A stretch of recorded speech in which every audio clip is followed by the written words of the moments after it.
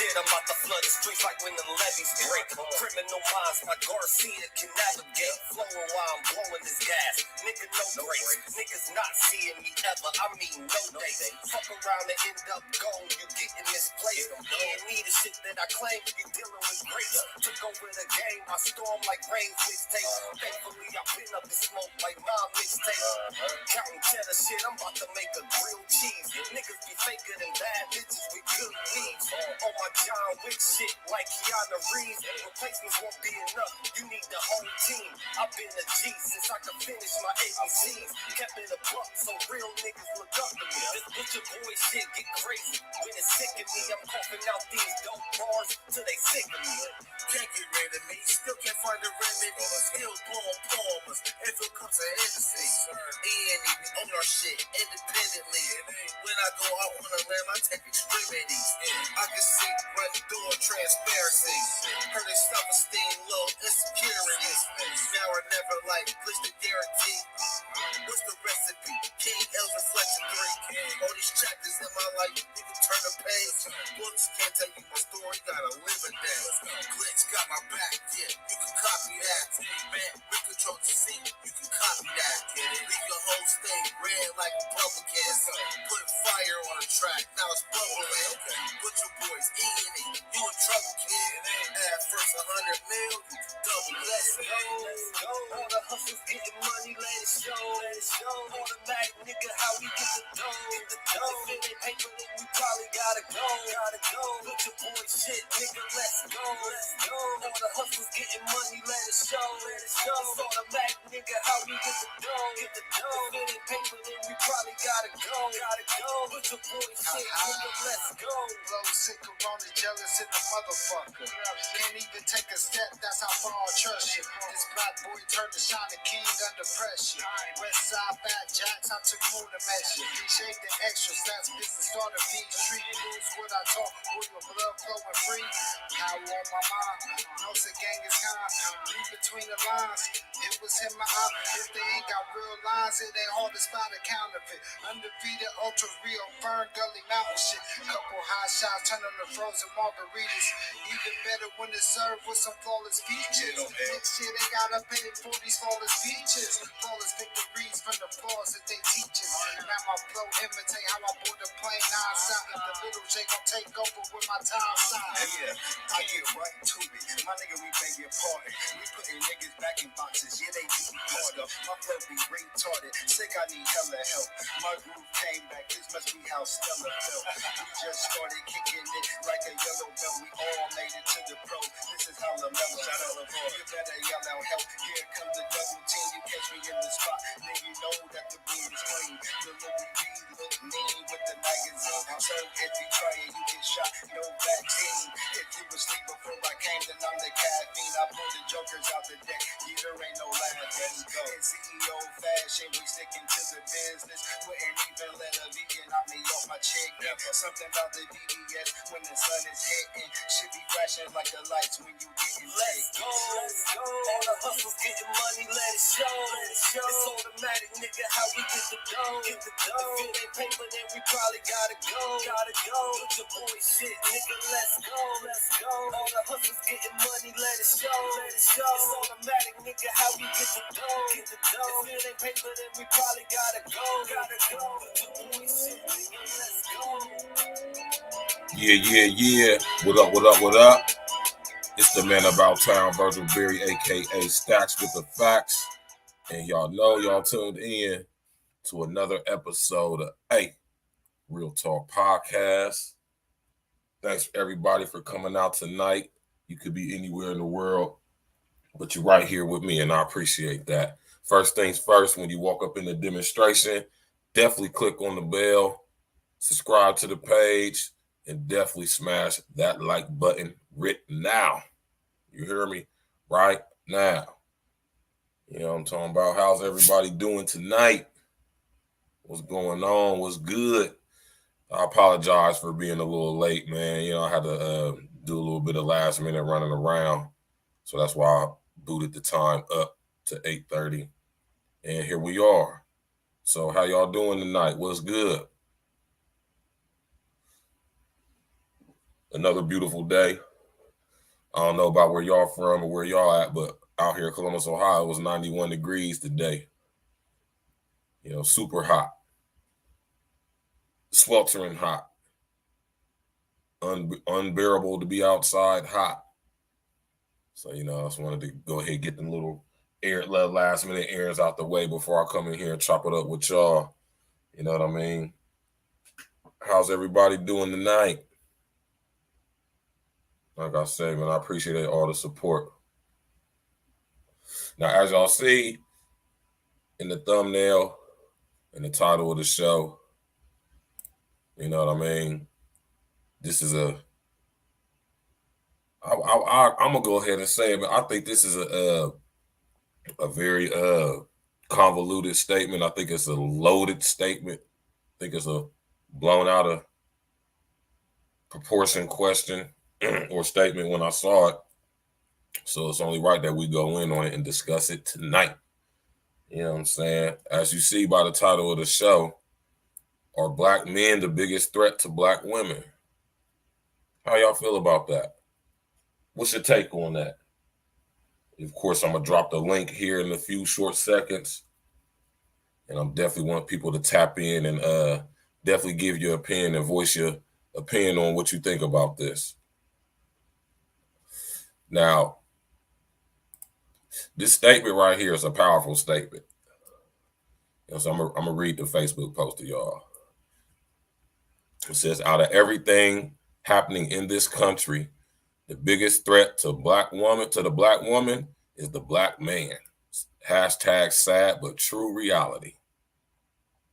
Come on, man. Huh? What y'all think about that, man? I think that's a very powerful statement in so many ways. Andrea R. the building. What's good with you, baby? How you feeling tonight? Lies. That's the very first word that came to my mind when I saw this post on Facebook today, Andrea. The first thing that came to my mind was lies. Now, you know, this goes a long way right here. This could, there's many different ways that we could address this situation right here. But first things first. Now, I just want to ask the ladies that may be in attendance and listening and watching, right? Are black men the biggest threat to black women? That's a very powerful thing to say. That's a controversial thing to say. Now, I know this person personally, right? Like I could get on the phone and call her right now. But I didn't get the confirmation that she was okay with me saying her name, so I'm not. You feel me? At the end of the day, it don't matter who she is. Y'all don't know her anyway, right? What matters is the statement and the validity of said statement. And I ask y'all ladies, I hope it's some ladies checking in. I hope it's some ladies tapping in and walking with us tonight, because I want to get y'all's opinion. I want to get y'all's thoughts on this, and I want to expound on this a little bit because, you know, sadly, and it don't, you know, I don't feel good about saying this. This ain't no pointing a finger or nothing saying this. It's just a fact. It's a lot of black females, black women that absolutely feel just like this. Oh, and I'm telling you, I know, right? I know personally, and I can also see it in society. You know what I'm talking about? Out of everything happening in this country, right? Look at this statement. Listen to this statement. Out of everything happening in America today, the USA of A, the US of A, the United States of America, the United Snakes of America, the biggest threat to the black woman is the black man. Detroit 313, what's good, brother? We got Andrea R. in the building, Detroit 313 in the building. Some of y'all get on up in here, tap on in, man. We about to talk about this, man. Because, you know what I'm saying, I really don't talk too much about how I feel, because I realized a long time ago that how I feel doesn't matter. You know what I'm saying? And People say, Verse, why you say that all the time? And I'll be like, because it doesn't. My opinion and how I feel only matters to those who I actually know and to those who know by proxy, who actually care, which is, not a lot of people. But in the grand scheme of things, especially when it comes to having your opinion, I know that it doesn't matter to everybody. It shouldn't matter to everybody, right? I accept that. And I think that when it comes to women, specifically Black women, I think this is something that most of y'all, overwhelmingly mass majority of y'all, have a hard time grasping that concept, because y'all wear y'all heart on y'all sleeve. Y'all are emotional, and y'all are identify yourselves through your emotions. You know what I mean? So, are you at work, bro? That's what's up. I thank you for tapping in while you at the job site, brother. I appreciate that. My brother Detroit 313 in the building. He at the job site tapping in with us, respecting him. Get that bread. You hear me? Get that bread, brother. But yeah, though, y'all, man. When I say that, like I said, I don't really talk too much about how I feel, because I know how I feel don't matter. Plus, I'm a man. You know what I'm talking about? I don't have to, how I feel. It's personal. You ain't gonna really speak in. The only way I'm gonna really talk about how I feel if it's like some children being violated involved or something like that. You know what I'm saying? We talking about grown folks right now, though. Such a bold statement. Such a bold statement. I should hit her up and tell her to tap in on the show and defend what she said. Apex 3900, what it do, brother? How you feeling tonight, brother? Okay, that's what's up. Detroit 313. New job. Doing the training in. Ain't nothing wrong with it, brother. Get your money. Do what you need to do to take care of your business and your family and your household, man. We ain't hating over here at A-Real Talk. We don't clown people who work over here. I have a regular job myself. You know what I'm saying? It's a good thing. I make decent money there. Benefits is good, and it allows me to have the rest of the day to myself when I get off at 2:30. So that's a beautiful thing. You feel me? Nothing wrong with having a job, man. Nothing wrong at all. Gotta take care of the bills some way. I'm about to hit her up and see if she want to come on the show, because she gotta come on here and defend this, man. You know what I'm saying? So, ladies, it's in attendance. How y'all doing? How y'all feel about this? Or okay, let me ask y'all to do something that I know most of y'all are not used to doing, right? You already know Detroit 313. I'm gonna ask y'all to do something that y'all are not used to doing. It may be troubling for some of you because, like I said, you're not used to doing it. But for 1 second, if you would, muster up the ovarian fortitude to sit up there and remove your emotions from this conversation. It's a challenge, right? Remove your emotion from the situation, and let's think logically and think critically. You know what I mean?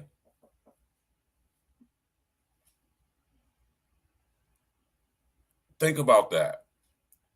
What's the number one threat to the Black women? What y'all think about that? Not how you feel about it, what you think about it.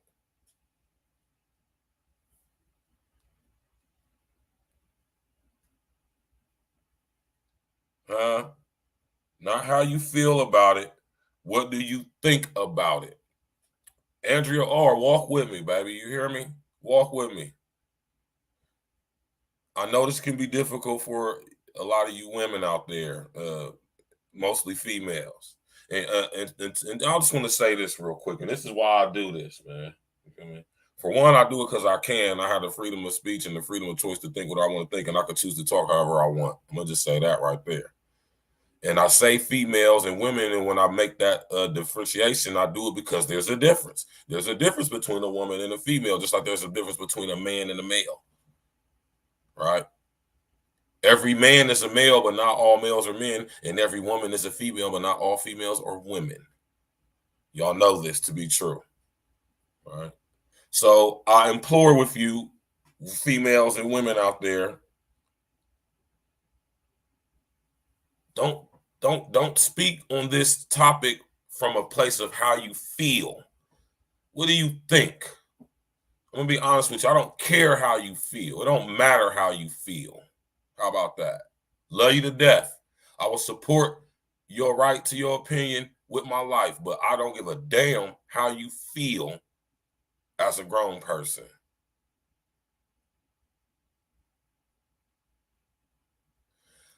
See my man Apex, my man Apex 3900. That's the type of thinking I'm talking about right there, brother. It is the black man. We threaten the status quo, and black females hold the status quo. What y'all think about that? Notice I keep saying think. Ladies, please try to remove how you feel from this situation and use your thoughts, use your critical thinking, use your God-given woman discernment without emotions involved, and use your critical thinking, use your knowing versus your feeling. My opinion is propaganda and the narrative that's being pushed. This is what my baby Andrea R say. My opinion, it's propaganda and the narrative that's being pushed in society today to keep us from coming together. And a lot of ladies are buying into it. Man, you ain't lying about that. And we're going to keep it all the way fair and balanced because that's what we do over here at A Real Talk. There's a lot of guys that's on this too, though. Just to be keeping it all the way 1,000, though, you hear me? There's more black women than there is black men, so y'all the majority, so y'all doing it more. Facts. Right, but you right about that, Andrea R. I can't even hold you on that, baby. You ain't told not one there lie right there. Straight propaganda. So, but this a lot of ladies are buying into it though. So let's get into this aspect of the conversation. What type of chicks is really feeling like this though? Now let's take that word back. Thinking like this, because mind you, y'all always hear me talk about epigenetically passed down childhood and human trauma. And if any group of people have experienced severe trauma in these United States of America, trust me, it's been us. When I say us, I'm talking about niggas. Uncle Diggity, what it do, brother? Salute. How you doing? How you feeling today, brother? Now, see, that's when you ask them, man, how you feeling today, man? You feel me? I'm feeling good, right?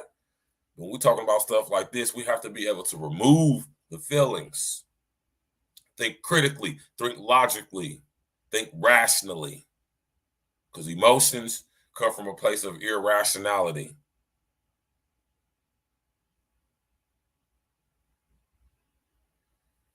My man Detroit 313 said, black female, I'm the biggest enemy is men masculine. I think you might want to retype that, Detroit 313. You might have been trying to type too fast while you're at work, man. Uncle Diggity, what to do, brother? Right? You know what I'm talking about? Black men, the biggest threat to black women. I dare say in some cases, and more often than not, it's the other way around, right? Seeing as how y'all outnumber us by 2+, damn near 3 million. It's like almost going over 3 more million of y'all than it is of us. If every black woman right now in America got with a black man, right? With every black man, don't y'all know it'd be like 3 million of y'all left over with no black man? Yeah, you already know, Uncle Diggity. Another day that we woke up, so we already got the victory and the glory, so we might well celebrate and expose some psyche and behavior, chop up some game about this here situation right here. Now, this goes back to what me and my brother El was talking about last night about the divide, right? And I'm gonna say it, man. It's sad. It is sad. It's very sad. Like I said, I know this lady, man. You know what I'm saying? I got love for this lady, man. She's actually a decent person, but I'm not tearing her down for her opinion. You know what I'm saying? That's her opinion. She's entitled to it.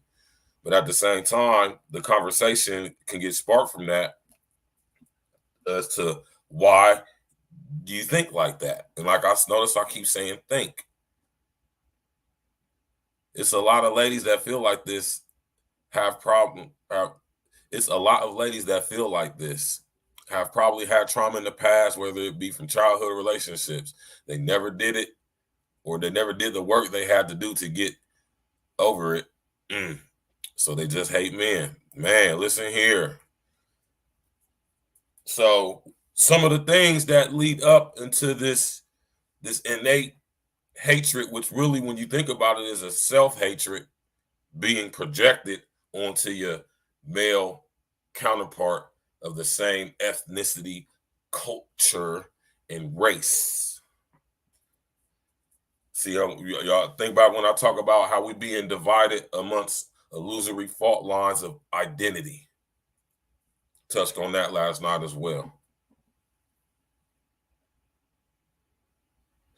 And you know what, to be, it's like I say, man, to hear, when I see stuff like that, I know that that's coming from a place of hurt. You hear me? Now, let's be real. We got to keep it all the way 1,000, like I said. There are a percentage of us black men, a small percentage at that. Let me let y'all know, the percentage is so small that it's almost not worth bringing up, but it must be brought up because it exists. That's keeping it fair. And we even kill over here at A Real Talk, so we don't take sides and we don't sit here and do we don't do that whole thing right there. We keep it 1,000 over here. You feel me? But the percentage of black men who are actually not contributing to this is the overwhelmingly mass majority.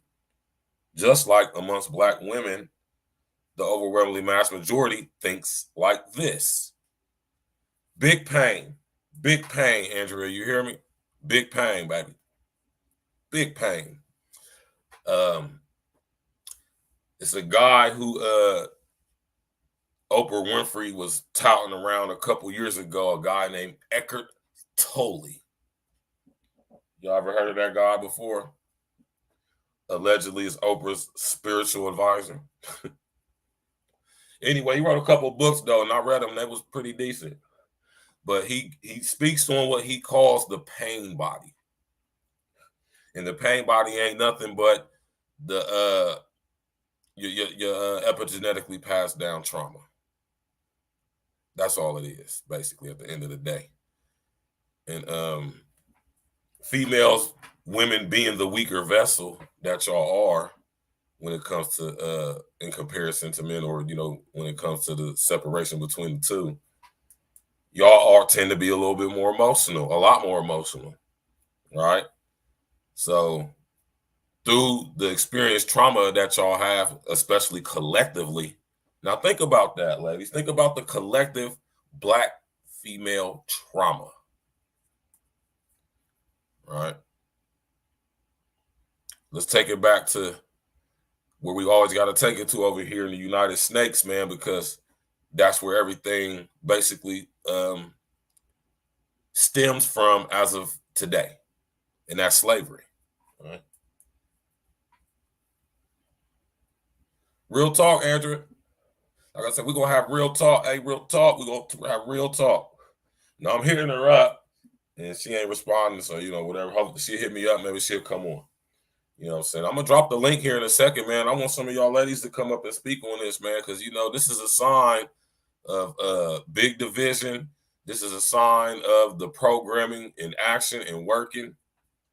This is manipulation on so many levels. You understand what I'm saying? And, like I said, it's sad to see that, because I know a lot of chicks think like that. And I know why they think like that. With the exception of their personal traumatic experiences that they had to lead them to start thinking like this, we got to get into where it comes from, man. And like I said, it always goes back, especially with black folks in America, it goes back to slavery, right? Y'all know all about Willie Lynch and all that. Y'all know about all that. You know what I'm talking about? Y'all know all about that.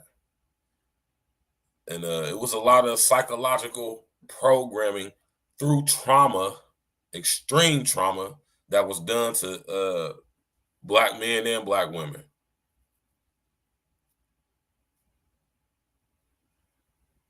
Black females want equality but belittles and overpowers to men. Yeah. Right? Think about that, man. Think about the trauma that collectively as a so-called black race to tell y'all to go to Black's Law Library or Black's Law Dictionary and look up what black means, man. You hear me? We've been experienced to a level of trauma that has proven to show in our society that has had a very long lasting effect to the point where it's in the DNA. You know what I'm saying? Now, when we're talking about Willie Lynch was a leather tanner. Dig that. He was a leather tanner from England. And he was an asset of no less than the infamous Rothschild family. He came up with a book because he was also a psychologist and a eugenicist, early eugenicist. And he came up with this ideology of how to break slaves. In other words, how to break the human psyche, but specifically, namely, during these times for the slaves in America. Right? And Willie Lynch was a cold dude, man. You hear me? He worked for them Rothschilds, man. They had him under the boot, you know, on the payroll. And his job was to take this ideology that he developed and use it in live practice in the Caribbean islands, which were mostly owned by the British Crown. Right? And I mean, you know, y'all seen the Willie Lynch papers, man. Y'all can go get on Google right now and get the PDF right now. Now, it's some people that say, or it's a historical lore that this Willie Lynch guy never existed, but oh no, contraire mon frere. He was actually a guy for real. Right?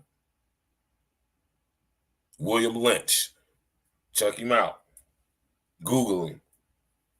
You hear me? But anyway, he came up with that manuscript on how to break slaves, right?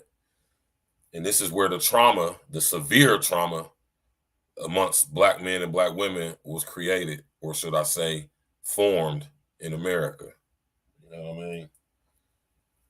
And it, I'm talking about severe trauma. Like we think we're seeing trauma now, which we are, but the levels of trauma that them people were subjected to, nothing short than demonic. You hear me? And look at how far the programming goes. And look at how deep this indoctrination is ingrained into every fabric fiber of our society. Quick side note, the games of football and basketball come from out of slavery, from out of Willie Lynch. Lacey, what's good, baby? How you doing? Kaya Nemo, what's good, girl? How you doing?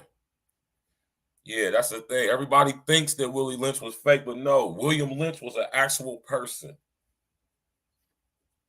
who was an asset of the Rothschild family, right? And like I said, he was a early eugenicist, right? And the greatest trick the devil ever does is convince people that he do not exist, right?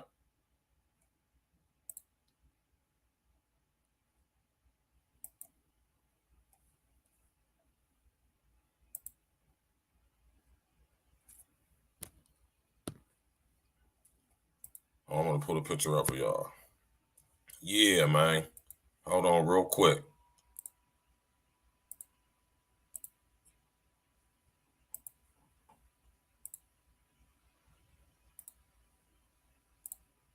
That's the man right there, y'all. The man right here. Here you go. Right? That is William Lynch.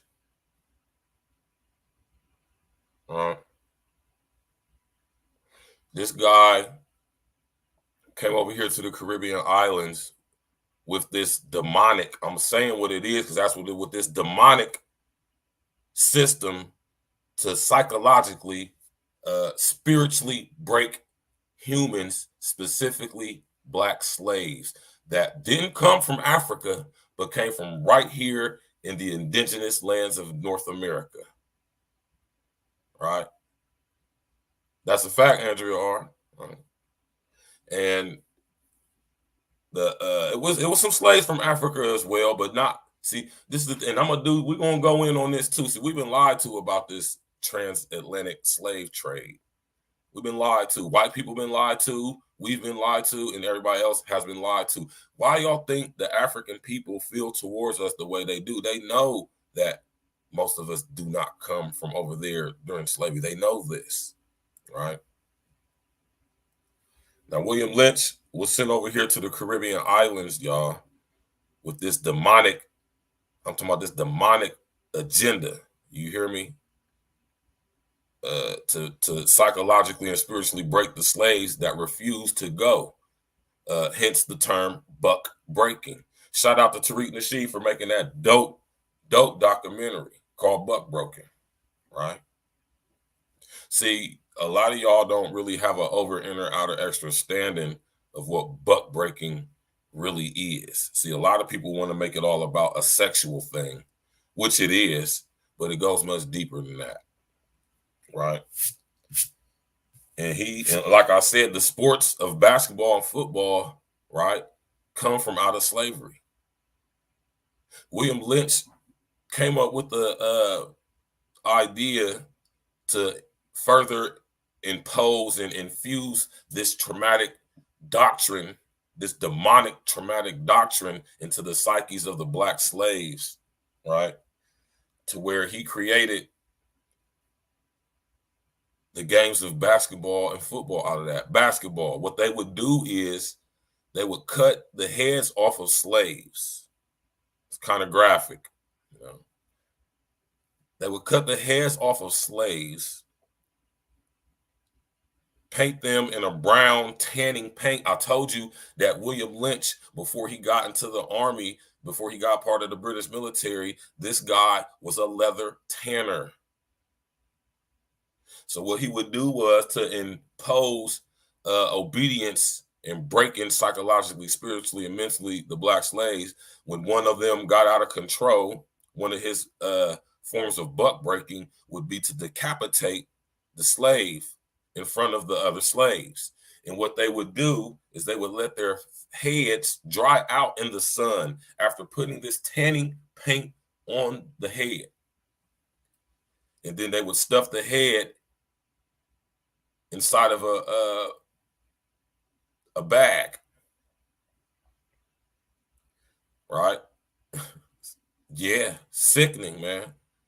And they would use a basket for the kids, and they would allow the children of the slave owners, they would have their children toss in the bag with the head in it into a basket, hence the term basketball. Now, the guy who's credited, right,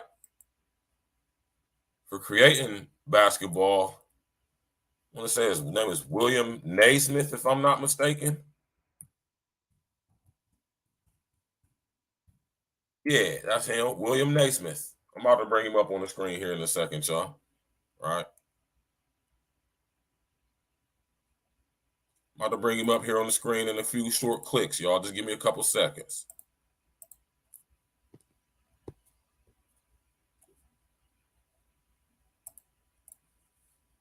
All right. I'm about to bring his ass up right now. James William Naismith, right? This is the guy right here. This is the guy who created who's credited as creating basketball.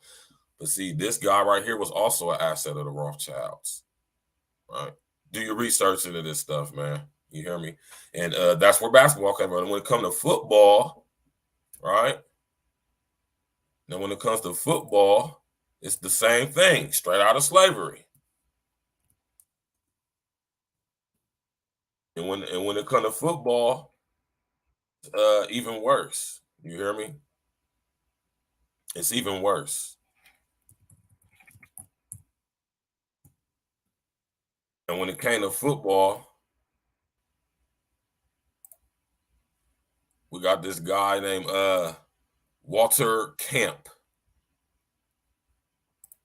Walter Camp. You know, they give him the credit for creating football. American football, because you know they call football soccer over there in Europe.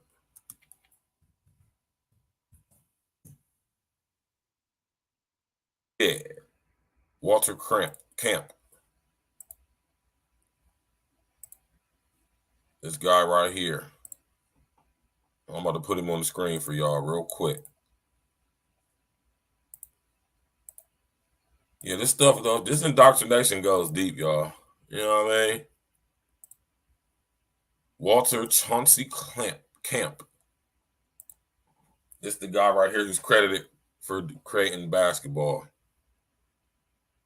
Yes, he did Detroit 313. That's a fact. All right. Now, when it comes to football, right? Oh, my bad. Hold on. I got the story backwards. That's how they came up with football. They would put the head in the sack and the kids would kick it around, right? I got the story mixed up. I apologize about that, y'all. Now, that's the story how they made football, because they used to cut the slaves that just refused to be buck broken, slaves that ran away. You know what I'm saying? Good looking out for whoever Vondre Smith is that just subscribe to the channel, man. I appreciate that. All the subscriptions in there. Make sure y'all hit the like button, smash that subscribe bell, and definitely subscribe to the page. Share on your social engineering and all that. Tell a friend. Tell them to tap on in.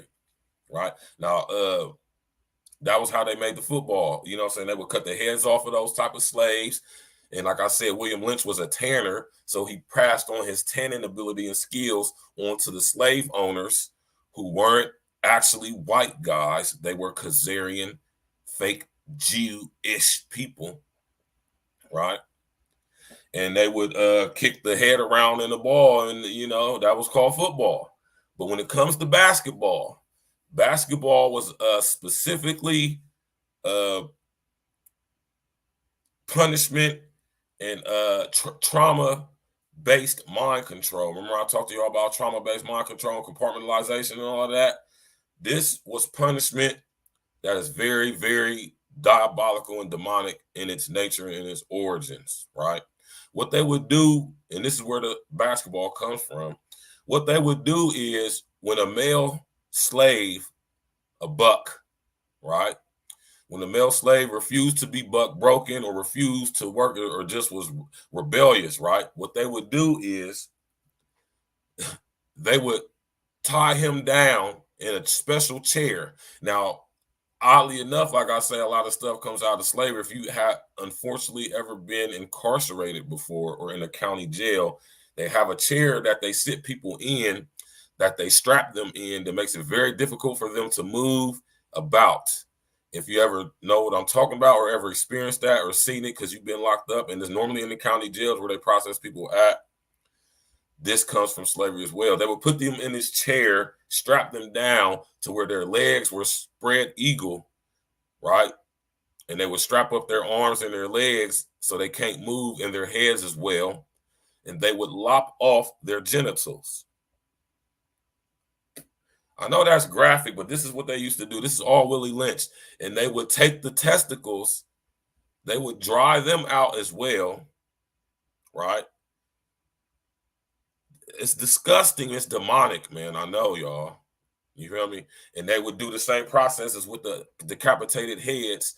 They would let them dry in the sun. They would put the tannin solution on them, and they would put them into sacks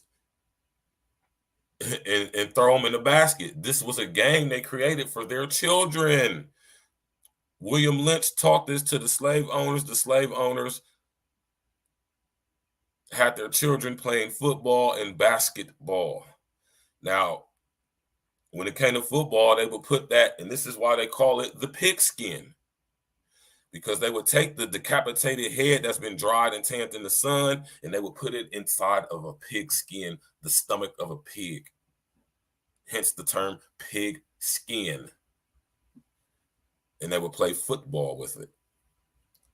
Crazy, right? And that's where the trauma comes from. That's where it starts with origins like that. This is where this 200, 300, 400, 500-year trauma that is epigenetically ingrained into the very psyche of the Black people, right? Nah, you know they don't, Kai and Nemo. You know they don't. Maybe some of, okay, I'm going to say this because I'm not going to just be absolute like that. Some of them probably do. I wouldn't doubt it, right? But the overwhelmingly mass majority, absolutely not. The overwhelmingly mass majority of people don't know this. So I don't really expect too many athletes to know this.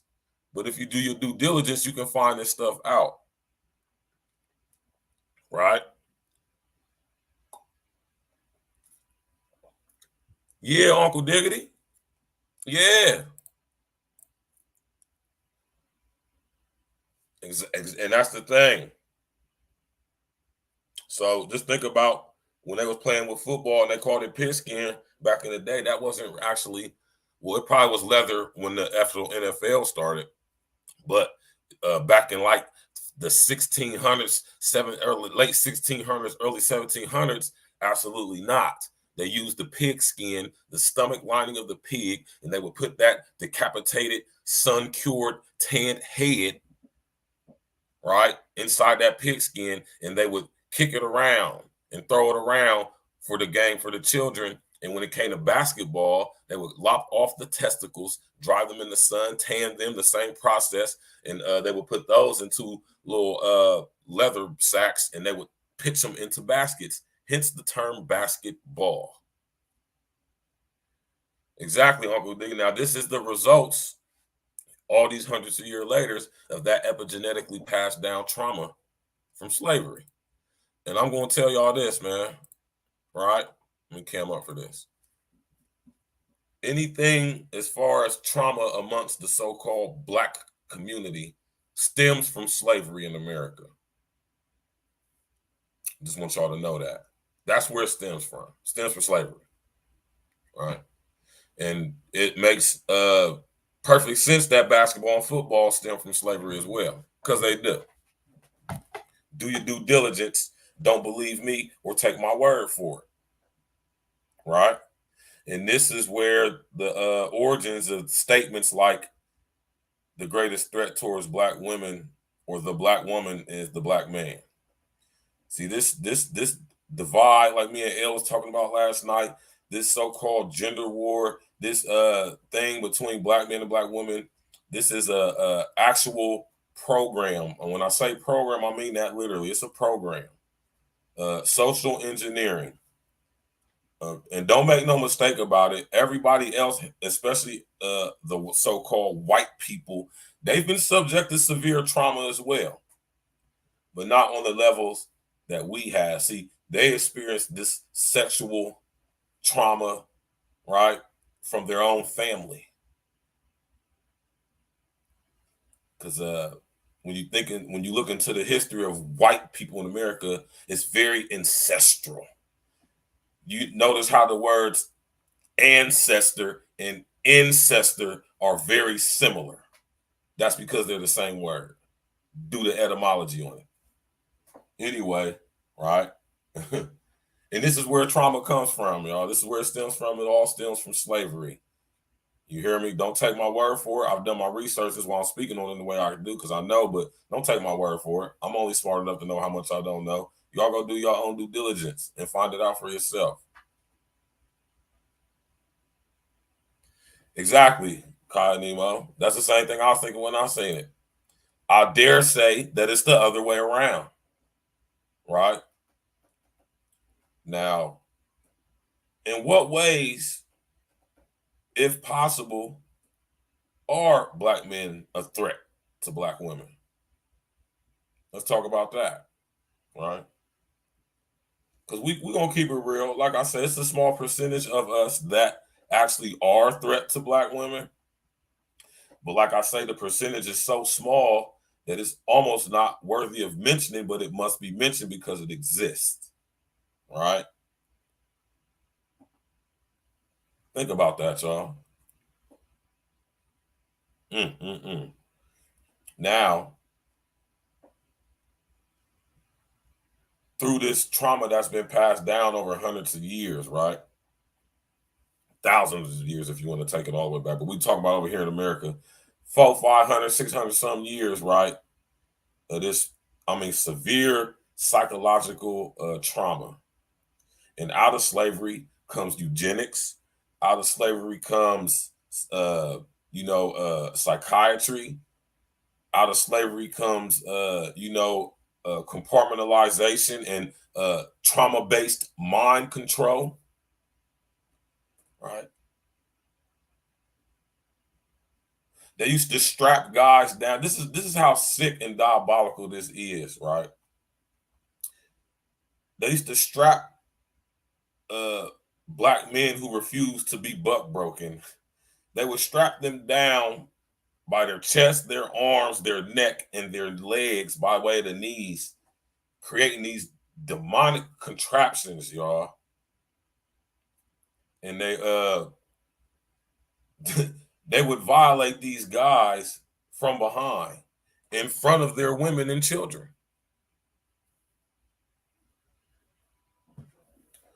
So on top of seeing your father, your brother, your uncle, your son, your husband being decapitated, and the little slave owner children playing with their head inside of a pigskin.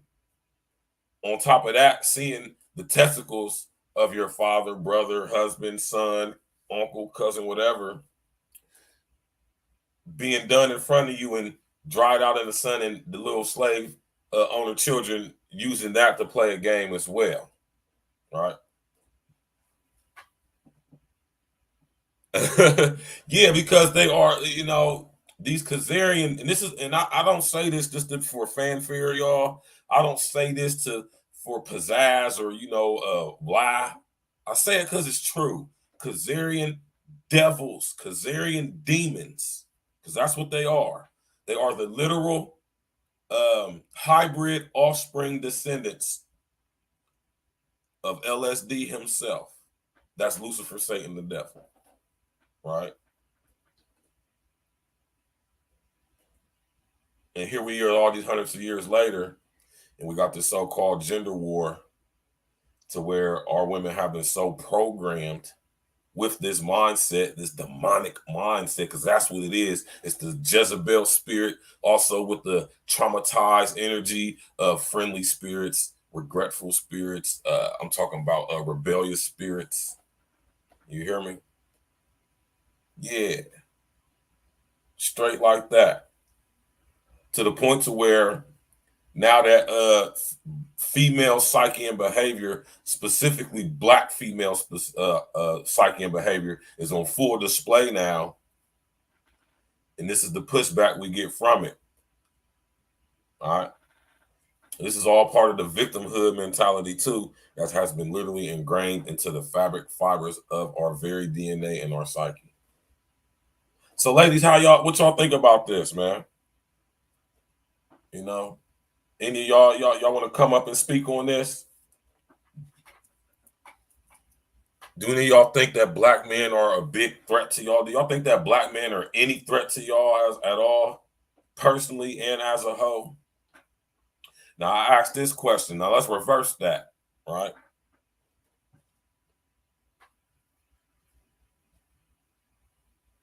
Yeah, go back further than that, Kaya Nemo.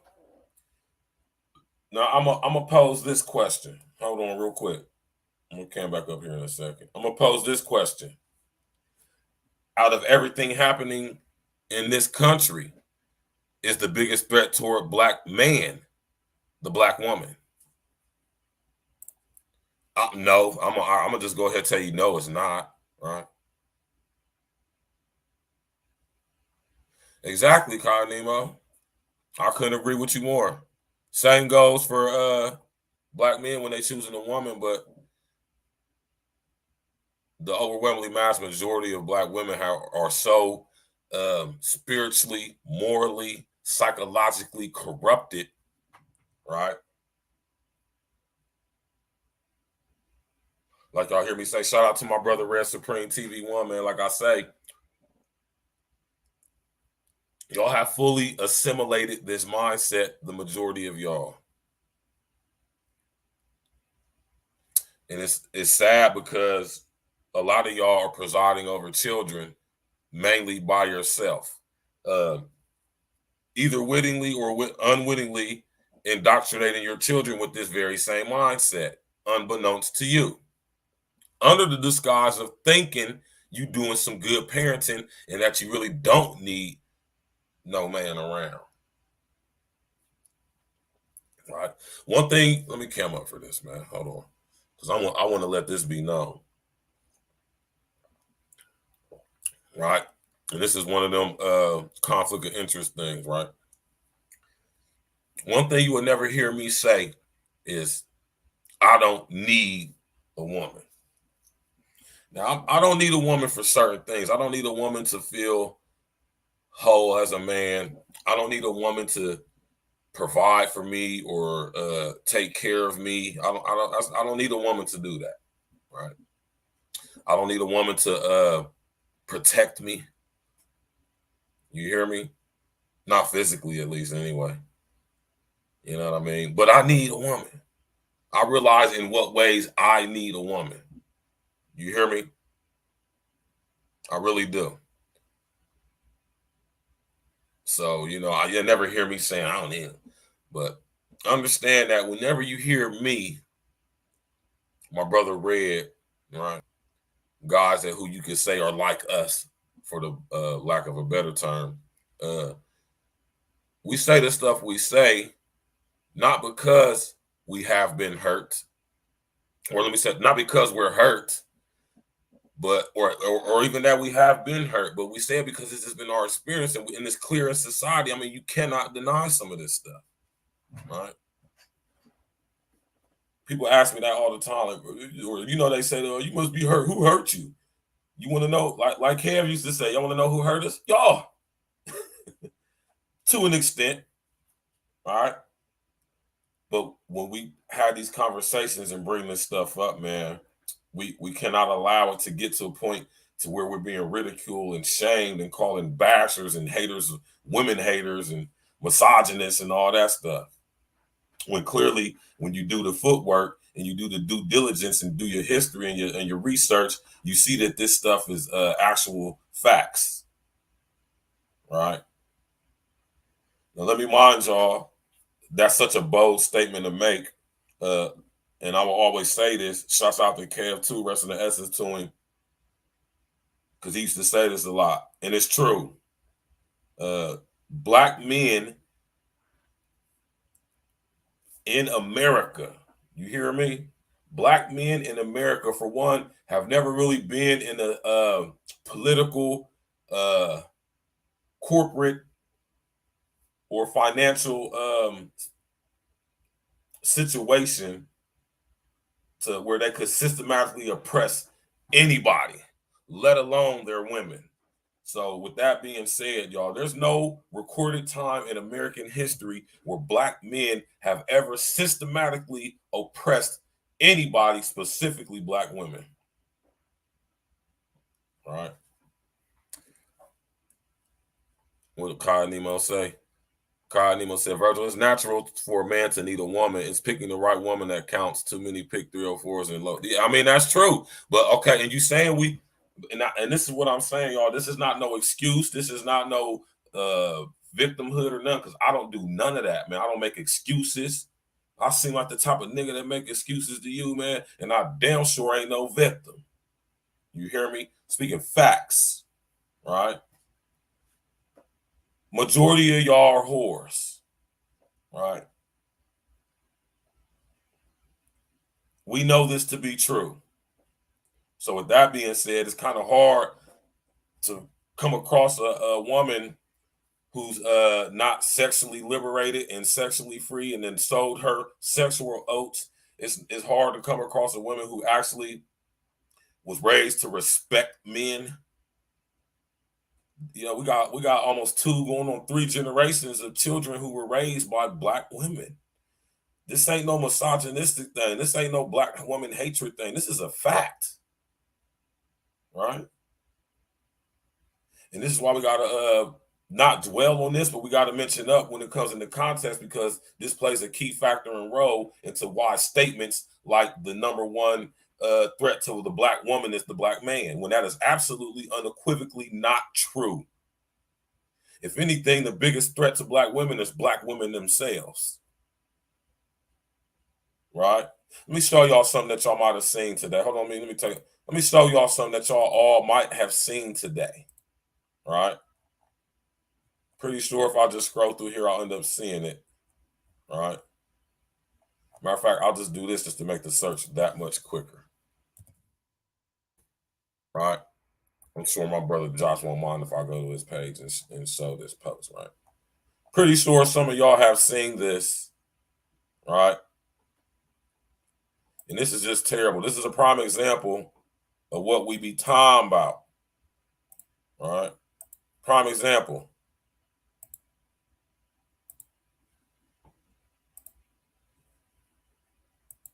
How many of y'all have seen this? How many of y'all have seen this image today?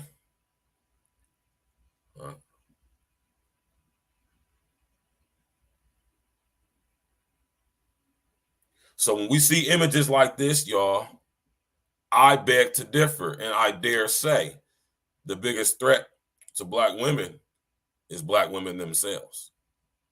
What would possess a woman, a female, because a woman would never do this. This is female shit right here. Right? A woman would never do this. You hear me? A woman, if she want her booty to look nice, she would just go to the gym, watch her what she eat, and drink her water and go get it in the right way, which is the best way, because it's going to look the best, and you're going to keep it. You hear me? It ain't going to kill you. What would possess a female to do such a horrific thing to themselves? Epigenetically passed down childhood and human trauma, all which stems from slavery, right? Sad, right, y'all?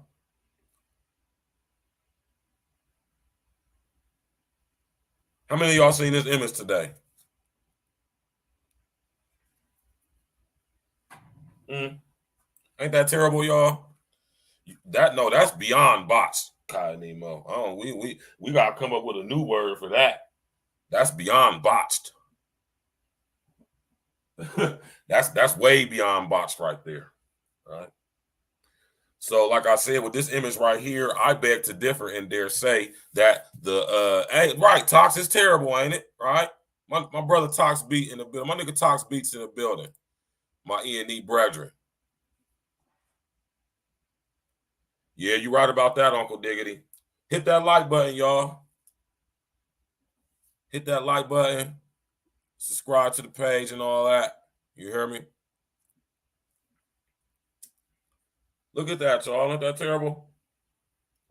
Now, this ain't no bashing fest right here.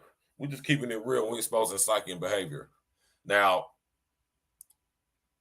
I'm not that I'm picking sides, but I'm just speaking, like I say, y'all, we got to keep it 100. We got to say the facts, man. That's why my name, and mind y'all, I'm going to tell y'all the story of how I got this name too one of these days, but that's why they call me Stacks with the Facts. I did not come up with that name for myself. I didn't come up with the Stacks part for myself, and I definitely didn't come up with the Stacks with the Facts part for myself.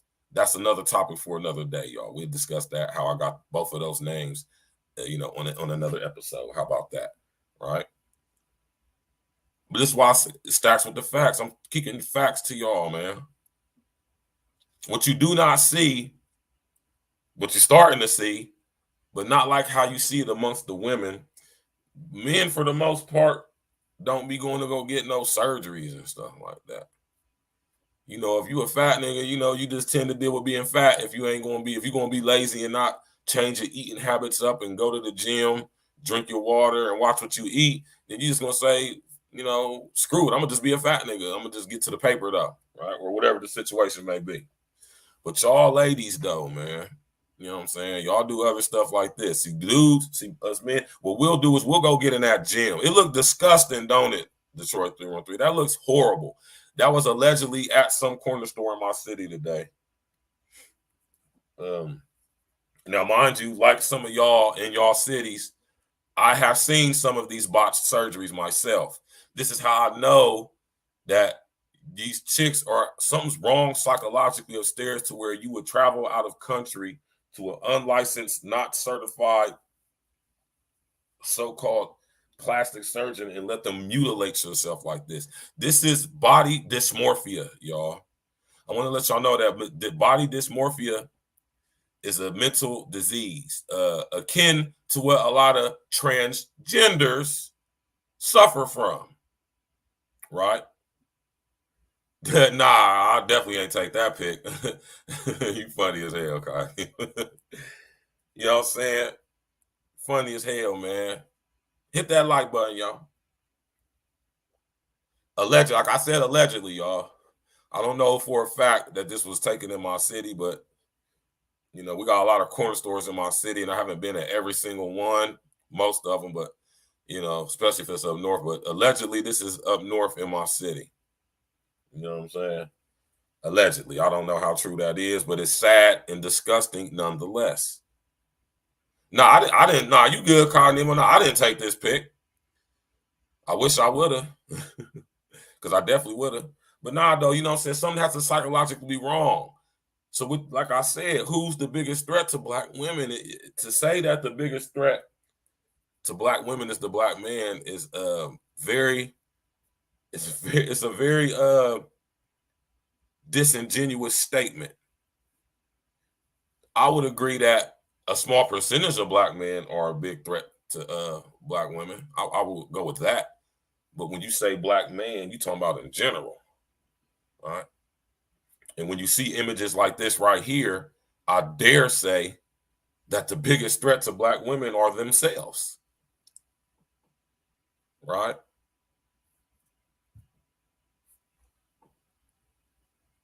What possesses a person to go have this done to themselves? That's body dysmorphia. Y'all familiar with body dysmorphia? Psychological disease.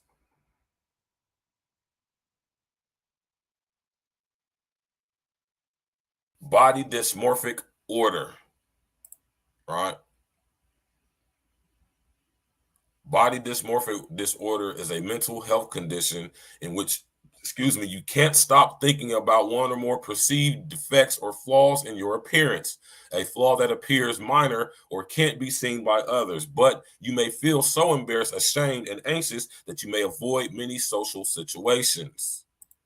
So with that definition being said, think about now.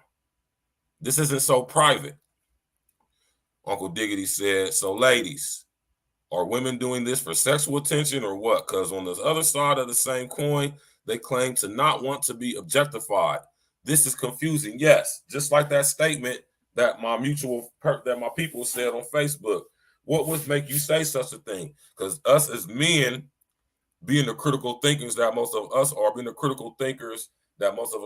being the logical and rational ones when it comes to thinking with our thoughts instead of our emotions, this is a question that comes in our mind, right?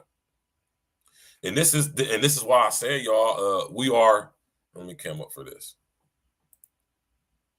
We're contradictory beings in our nature, all of us. But when it gets to the level of cognitive dissonance, right, that's when it becomes an issue. And we need to talk about it, and it needs to be addressed. This is cognitive dissonance, just like Uncle Diggity said. We get blamed for destroying the black female image as black men, when I beg to differ on that as well, right? Nobody, and I'm gonna repeat this, man, nobody on planet Earth in this reality is destroying the black female image more than black females. And my proof of what I just said is this image right here. Now, how many of y'all in y'all cities done seen these girls, ratchet ass chicks in the hood with a botched surgery like this? Now, the question has to add, most of us are poor. Let's just be real, y'all. Most of us are poor. Most of us are the working poor, right? And the question has to be asked is, how could a woman, a female, right, who's poor, afford such a procedure?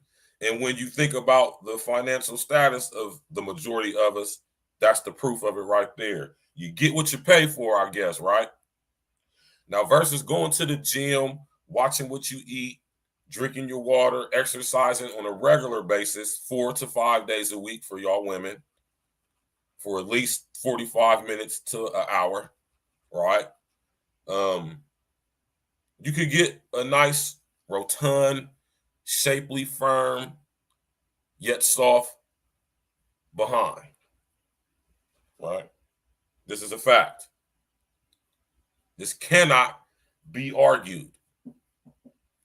Although anything can be argued, this is one of those things that's an exception to the rule.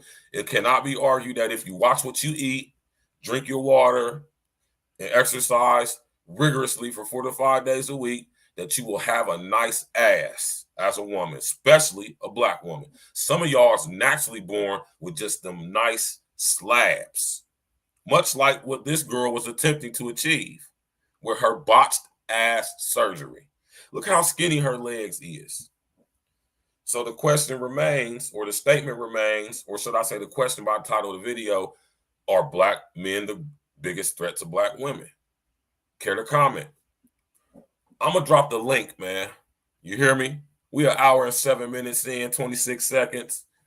So I'm going to drop the link. I want some of y'all ladies to come up. You hear me? I want some of y'all ladies to come up and speak on this, man. If you could, if you would.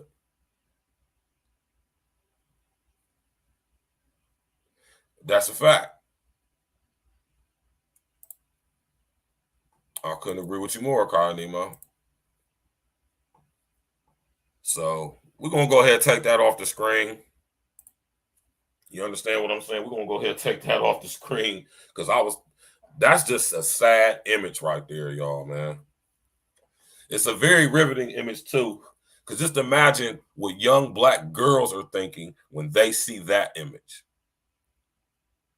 Right.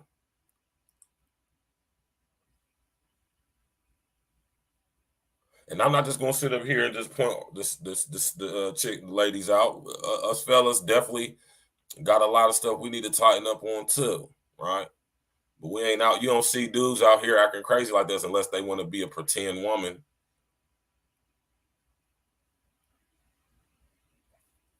And ask yourself this: why, when a black man thinks he's a woman, why does he want to be the most obnoxious, worst image? Now, this says a lot about the black female image, y'all. Think about when black men decide that they want to think they're a woman.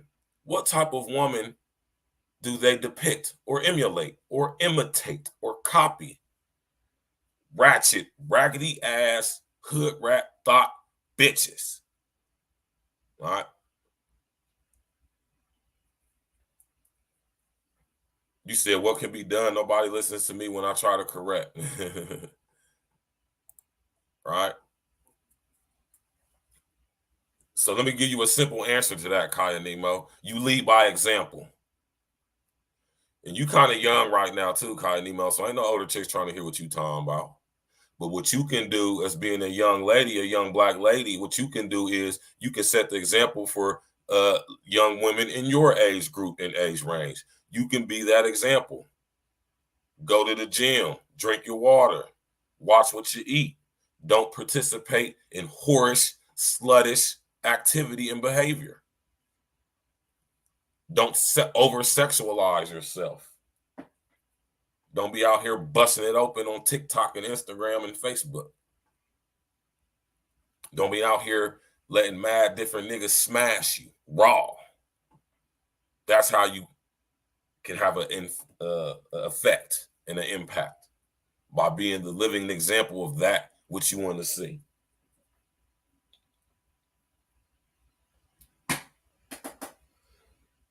Yeah, I just want y'all to know, man, it ain't never about coming down on y'all, man. You hear me?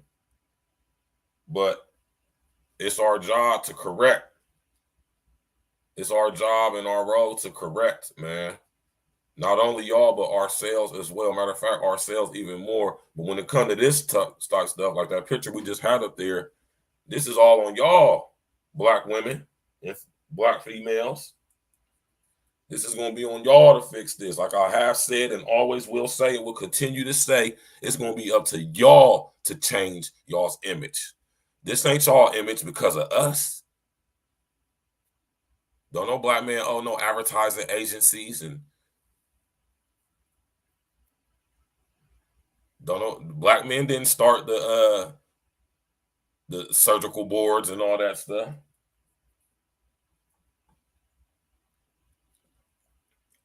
And y'all got to read. Black men ain't telling y'all to go get no surgeries. Just like we ain't telling y'all to wear them raggedy ass troll colored rainbow wigs and stuff. We ain't telling y'all to do that. When you ever heard a black nigga say, "Yeah, man, I want that orange weave, that orange lace front with the edges all looped out," and that edges stuff, y'all, that is very childish. It's very immature. It's very childlike, and we can see how this stuff has been ingrained in the psyche. All right.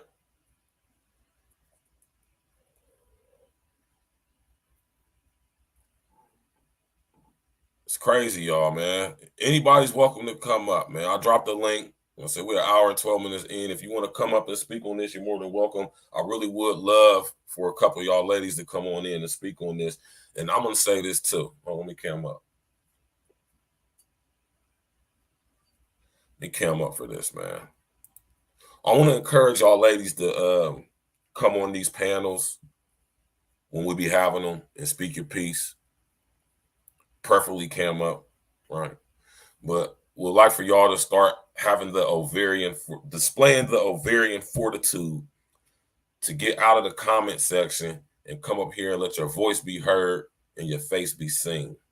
Because this is how the change comes. This is what can be done. This is part of what can be done to contribute to changing something, right? Because whether y'all want to accept it or not, whether y'all know it or not or believe it or not, people watch YouTube, literally billions. And it's a lot of young women, black women, who watch YouTube, as y'all see, because there's a lot of black women, females, who are content creators. Most of them aren't really content creators, though. They're just repeaters, right? And I encourage y'all, I implore with y'all to come on these panels and speak your piece, man. Preferably cam up so we can see what you're working with. You did. Because we are men. We're visual creatures. And when you be in these comment sections, busting it open, and you having all these opinions and stuff, and we don't like over opinionated. But if you're going to be opinionated, which you have a right to do, at least have the ovarian fortitude to defend your opinion. And don't defend it with how you feel.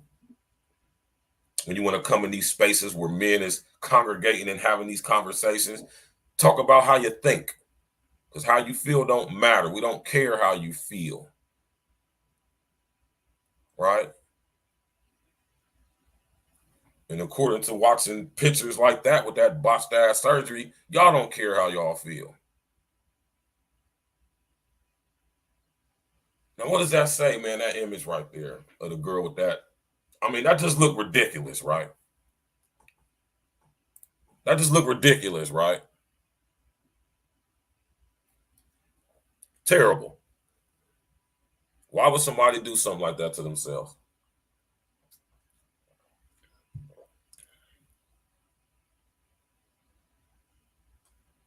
The question has to be asked. So, ladies out there listening, watching. In what ways do you think black men are a threat to black women? Is the question I pose.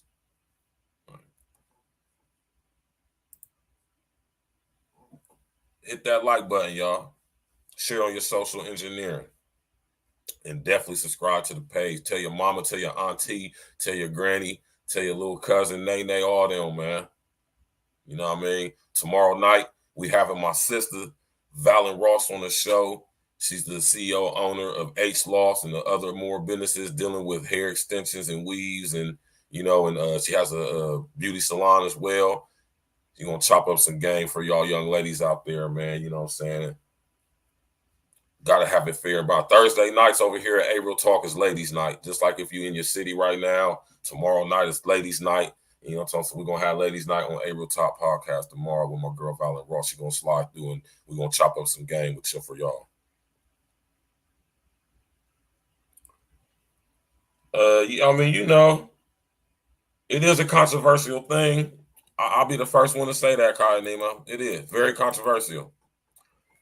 And I strongly suggest that men stay away from these type of women too. But you got to think about these type of women are the overwhelmingly mass majority of black women. Now, I know that's hard for a lot of y'all women to accept, but it's true, right? And as far as SYBM, you know, I don't knock nobody for what they believe or adhere to, but I just don't go along with any of these, you know, these euphemisms, these acronyms and all that stuff, man. That's also something to further break up the psyche and separate ourselves not only from women but amongst men too. But you know, I understand the premise of what it means, though. You know what I'm saying? Because the only person who can save you from you is you, and above that, the Most High. So you know what I mean? You know, and I gotta say, man, you know, this is proven to be a situation, man. Now, I've never had situations. Now, when I say this, don't take it the wrong way. Of course, I've had issues and problems with women that I've interacted with in my life. That goes without saying. What I'm saying is, when I say it hasn't been an issue for me, I'm saying that it's not an issue as far as it's made me bitter. It's made me broken. It's made me like this guy who just like hates women. No, I absolutely still love y'all's raggedy, ratchet asses. You hear me? Still love y'all to death. My man Mateus Raphael Negus Instafanos. Damn, that's a hell of a name, bro. How you doing, brother? Welcome to the chat, man. Here we have foundationally black American men talking bad about foundationally black American women, and they wonder why Disney workers ignore their black kids because black foundational black American men talk reckless online. I never seen white men talk about white women online. You ain't been looking online then. Mateus, Raphael, Negus, and Stephanos. If you ain't never seen that, then you ain't been looking online enough, because I can tell you right now, white boys tearing white chicks out the frame all over TikTok, YouTube, Facebook, and some more. Right? But you know, you would have to be a man of a certain integrity to even be able to admit that. Right? And with this FBA, I don't adhere to any of those titles, any of that stuff. I don't identify with none of that. I'm a man. You hear me? And that's it. And I'm not talking bad, speaking facts. I love black women. Like I said, like all y'all be saying, my mama black, my daughter black, my sister black. You hear me? I love black women. That's why I say the stuff I say. Oh, I see Mateos in the chat. I just highlighted his comment. He good though. You know, y'all ain't gotta, you know, he good. He can say whatever he want. As long as he don't get disrespectful, he can say whatever he want. Right?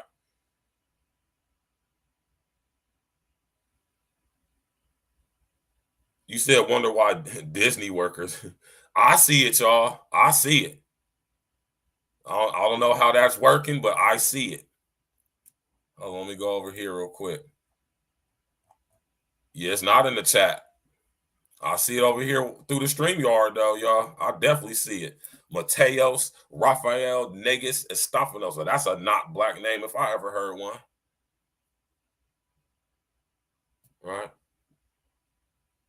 It's all good. Y'all ain't got to worry about it. I see it. That's all that matters. You hear me? And like I said, I'm not speaking bad about black women. I love black women. I'm speaking facts about black women. Right? Same goes for black men. But like I say, when we talk about black men as in comparison with black women, the overwhelmingly mass majority of black men aren't behaving or displaying the psyche that the majority, overwhelmingly mass majority at that, of black women are displaying. That's just a fact. You ain't got to like it. You don't have to accept it, but to not accept it is to dabble with not playing with a full deck. It's to not be fully grounded in reality, observable reality at that. Right? Now, see, I sit up here and blaze and roast and expose psychic behavior, but like I said, tomorrow night, I'm going to have a black woman who is a mother and business owner on here to drop some game and jewels on y'all black women. So like I said over here at A Real Talk Podcast, we keep it fair and balanced, baby. You know what I'm talking about? Yeah, straight like that. You know what I'm saying, man? Straight like that, man. Hit the like button, man. Mateus, I hope you hit the like button and subscribe to the page and tap on in, man. Might learn something. We could probably learn something from you. Mind y'all, all opinions are welcome on A Real Talk Podcast. Unless you come up in here just being disrespectful, if I don't do it, one of my mods will definitely get you up through with the quickness. With all due respect. So I'm going to go ahead and take that on off of there now. I don't know how you hid yourself, but that's all good. We ain't worried about it. All right.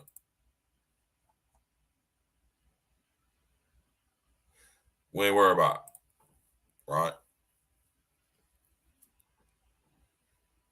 Uncle Diggity, what you say, big bro? In retrospect, we talk about our women because we do care about them. Facts. The levels of miscommunication among us are crazy, and we both guilty of spewing absolutes in public. Just got to do better. Exactly. Jay Jermaine, what's good, bro? I'm about to put it in the chat right now, man. Where my homeboy Project Leroy at, man?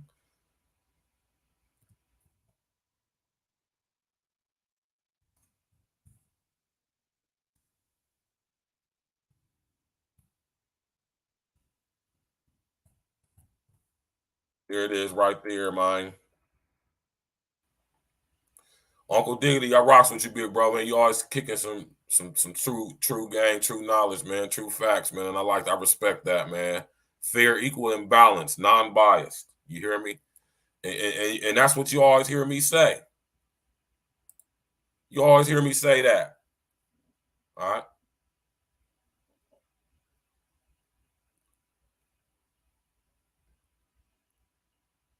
What is the solution? Just like Kyle Nemo just said, what's the solution? I got lots of solutions, right? Already, man. Appreciate that. You know what I'm talking about? All, and trust me when I say this, y'all, all proceeds, all contributions are accepted, needed, and wanted, and very much well appreciated. You hear me? For real, I don't expect nobody to be blessing me with just cash outs out the frame at this point, but I definitely respect it. I definitely accept it and appreciate it. Very honored. But at the same time, what I really want y'all to do is hit that like button, though. Hit that subscribe bell, man. Tell your auntie and all them they need to come on over here and subscribe to A Real Talk Podcast with your guy, Virgil Berry, a.k.a. Stacks with the Facts. You hear me? But definitely bless that Cash App as well. You know what I mean? We speaking facts over here, man. And this is why I say when we have these conversations, it will behoove you to remove your emotions. Think logically, think critically, think rationally. Right?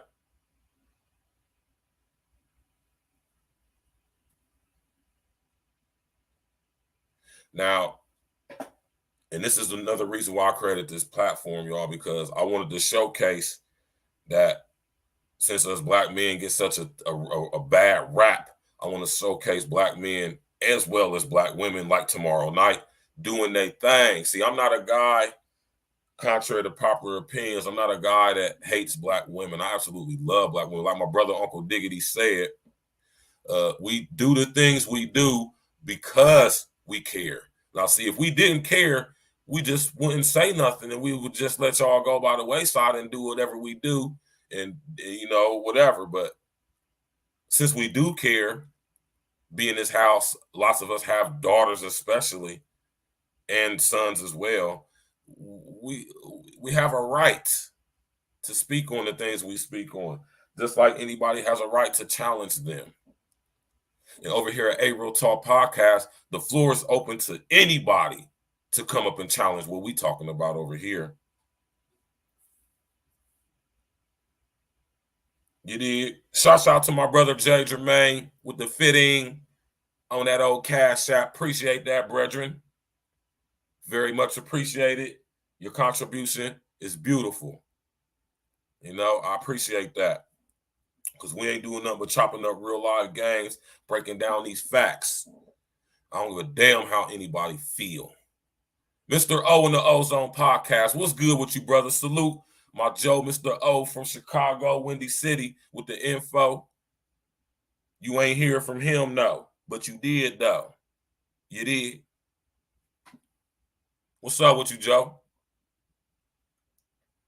Y'all going over there to Mr. O and the Ozone Podcast right now, talking about if you on your computer, your laptop, you open up another window right now, you go to YouTube and you type that man's name in right there, Mr. O and the Ozone Podcast, and you subscribe to my brethren's platform.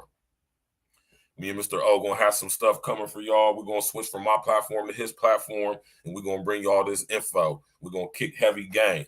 Shouts out to my brother Red Supreme, TV1 and TV2. Right? Shouts out to my brother Chaos Rain. I heard my brother Chaos Rain chopping it up with Women's Fear earlier today. That's my brother right there. Shouts out to Shantastic Trill TV on the front lines when it comes to this snortion situation. Right? You're gonna see about getting Shantastic on the program too, on the show. You know, that's definitely gonna happen. But like I said, tomorrow night, we're going to have my sis Valen in the building, and she's going to drop some gang, too. You hear me? Shouts out to my brother, Jay Jermaine, man. He's a Columbus native as well. Right? It's just crazy, man. You know?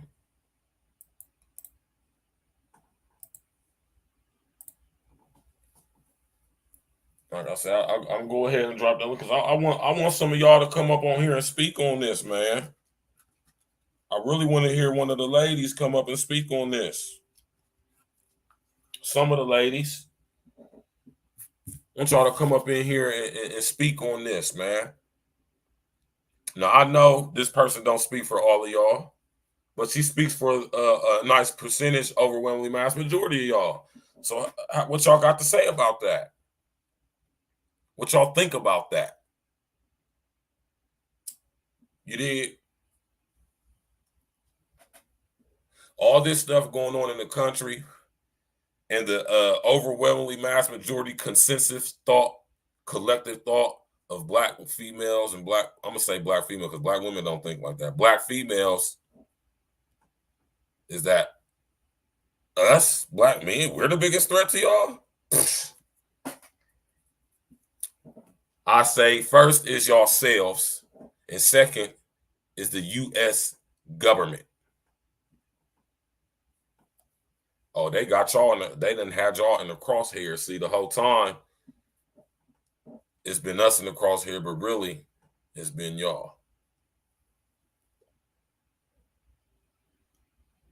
You see, when you do your due diligence and you do your research, man, and you connect the dots and all that stuff and go back in history, what you see a chain of events unraveling and unfolding over the course of the past 500-600 years.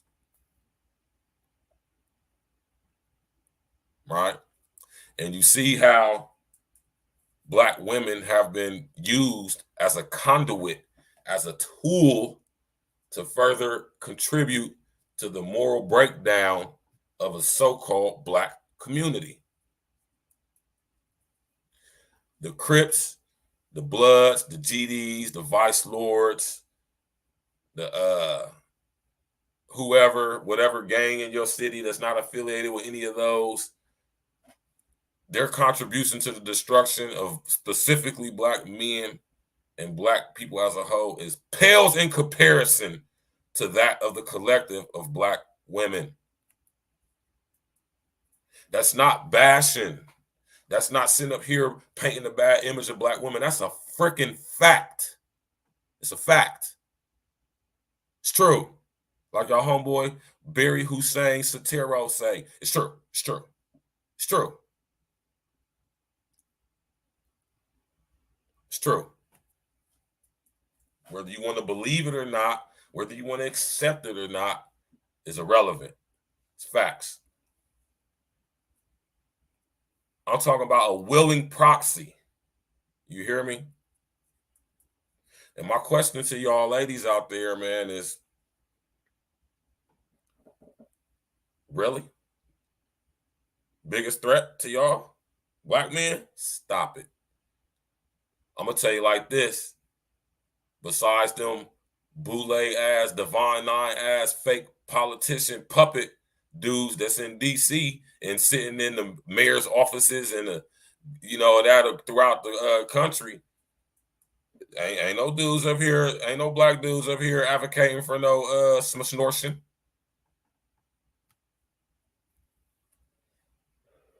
You don't see too many niggas out there protesting with the chicks over this whole smortion thing with Roe v. Wade, if you see any at all.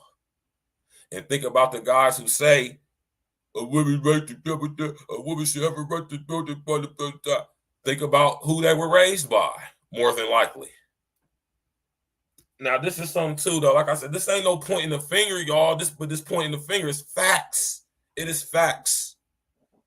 Collectively, over the past 50 to 70 years, 50 to 80 years, Black women collectively as a whole have been single-handedly responsible for the deaths of millions of Black people. Millions. Millions. Literally millions.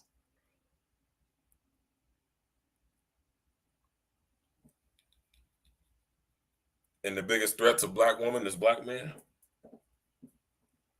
I beg to differ.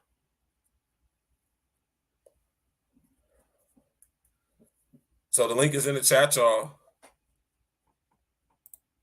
And like I was saying earlier, I encourage y'all ladies to come up here and speak your piece. You never know who's watching and who's listening. It might be a young Black girl out here listening to these silly people on this damn YouTube talking that bullshit they be talking. But one thing I know about the truth and facts is it resonates. So if you come up on here and share a piece of your life or give a fair perspective on the situation, I'm pretty sure that could probably help a young lady out there who may be headed toward this mind frame or this mindset, which is dangerous. Very dangerous, especially for our children that's coming up, because they're being raised by this psyche and this behavior and this mentality. And it becomes genetic to where your little girl gonna grow up, and then your son gonna grow up.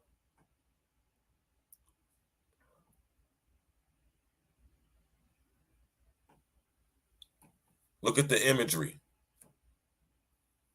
Who's responsible for it? That's a good question right there. Who's responsible for the negative image of Black women? That's a question, y'all. Who's responsible for the image of Black women?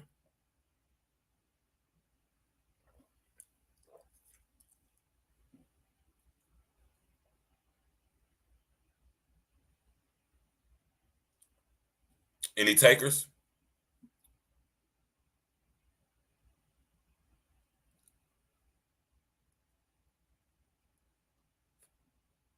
I'm going to tell you who's not responsible. Black men. And another question, why is it when black women think that they're men, they choose to emulate the worst image of a black man you could possibly think of? Think about that, y'all. When black men think and decide that they are a woman, they display or portray the image of the worst depiction of a black female you could possibly think of. On the contrary, when black women who think and decide that they're a man or want to be a man, they display and portray the image of the worst type of black nigga you can think of. I wonder if anybody ever pays attention to that. I'm pretty sure y'all do. I know I do. So the question remains as well, who is responsible for the current state of the global image of black women in America or even around the world? Because this thought ratchet culture bullshit ain't just exclusive to America.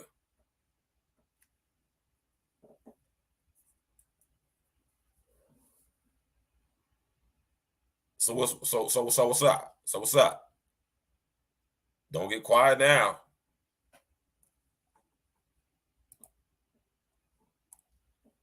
It be killing me when dudes be coming up in here with that old soft ass shit, man.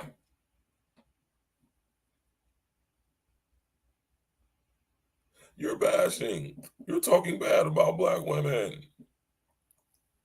And this is something else I want to add on, y'all. And this is why I be telling y'all to read 1984. Because this is what we witnessing on YouTube. Let me come up for that. What we witnessing on YouTube right now, y'all, right? With this whole thing, what we witnessing is the establishment of the ministry of truth, right? And we being ever more led in this society to be governed and to make decisions based off of how we feel. You understand what I'm saying? And as the ministry of truth is being established, the main ones protecting it amongst us is the black women. Or black females, I should say. What my man Jay Jermaine said, F and F, the song that's trending on social media / social engineering, that's black men's fault. Really? What y'all think about that? What Jay Jermaine just said, is that our fault? Whose fault is it? Who's at fault? I still have yet to see anybody even make an attempt outside of Jay Jermaine. I want one of y'all ladies to speak on this. What y'all ladies think, right? What do the ladies think? Not how you feel. What do you think? Ask or answer this question. Who is responsible for the current state of the image of black women? Who is it?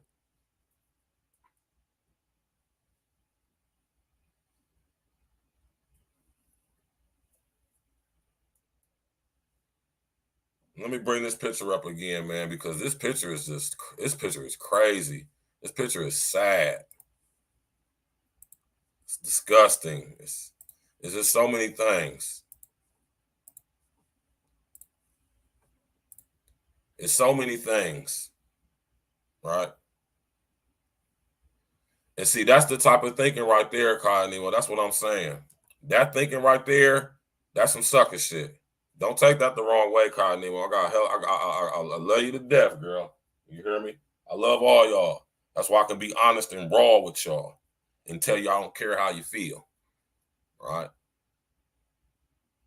No, you are responsible for yourself, just like I'm responsible for myself as a man. But in the same token, right, I'm also responsible for the collective image of black men to some extent, right? Just like you as a young black woman, you're responsible. You're accountable, right? It's not about controlling anybody else because you can only control yourself. right?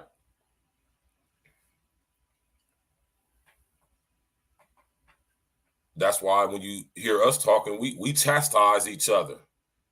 We check each other. We blaze each other. We put each other on the wall. You know, my brothers will check me if I'm on some BS. You hear me?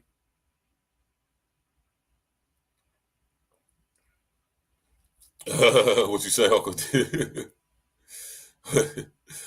Broad had a said Broad had a old English 800 in her hand in the video. I ain't never gave a female beer. Well, I like beer. I drink beer every now and again, man. Not as much as I used to. And I don't find it unattractive if a woman has a beer. Now, she drinks beer like I go to her house and she got a 12-pack in the refrigerator.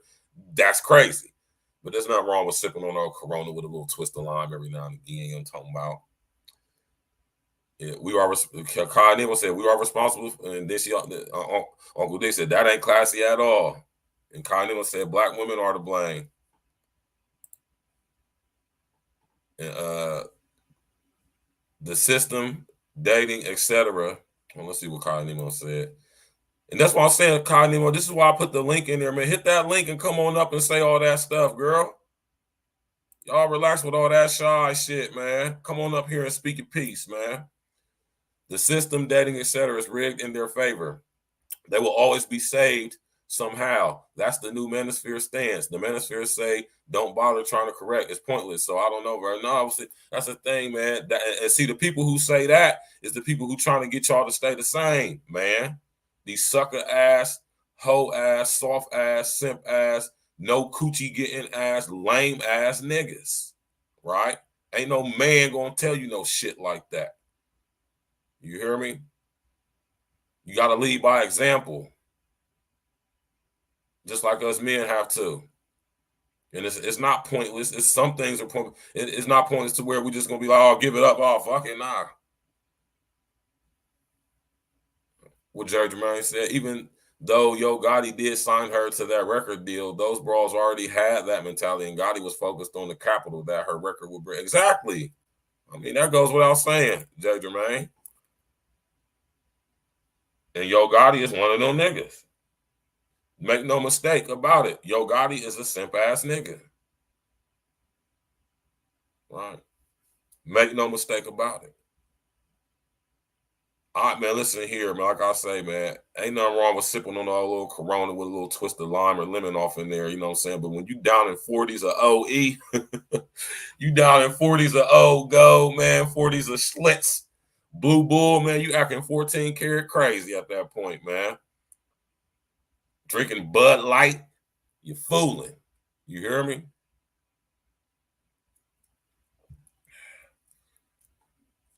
Yeah, though, man. Y'all come on up in here, man, and speak on this, man. I'm going to keep dropping the link. Smash that link. Do a triple Lindy on that link. You hear me? We going in, man. Right? It's crazy, man.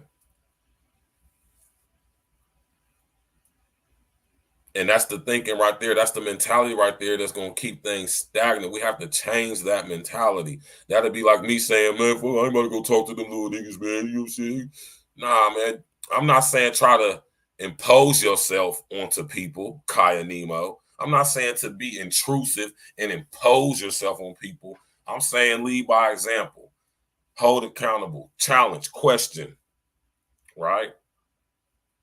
I know good and damn hell well I'm not about to go on no goddamn Livingston in 22nd or Livingston in Fairwood and try to change these little niggas' minds on that corner. But some young guys that I do talk to and I do mentor and give counsel to, right? I talk to them, the ones who are willing to listen, who want to think different.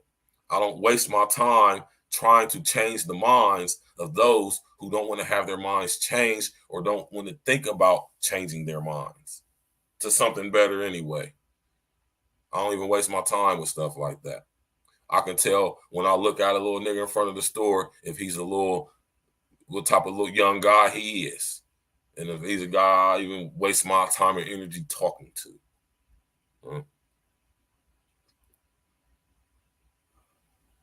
But look at that image right there. What does that say? What does that mean?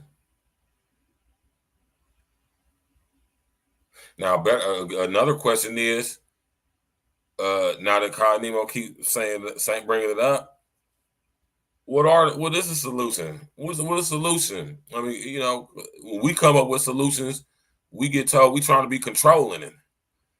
This is why I say this situation is going to be up to y'all to fix.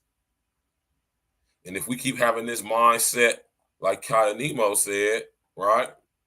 If we keep having that mindset, or should I say, if y'all keep having that mindset, if y'all keep having this mindset, nothing ever is going to change. So that's like I said yesterday. That's acquiescing right there. That's complying.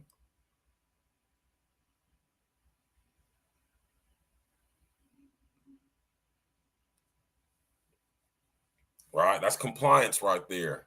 That statement. That's just saying, oh well, fuck it, man. You know what I'm saying? That's basically copping out, copping deuces. And I dare say it's some sucker shit. Rather than putting in that work and that effort, it's just so easy to just say, oh, it ain't my problem. I only got control of myself. I can't control nobody. As if it's a matter of control.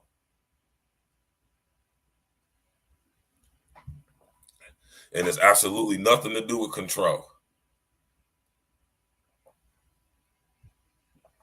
Absolutely nothing.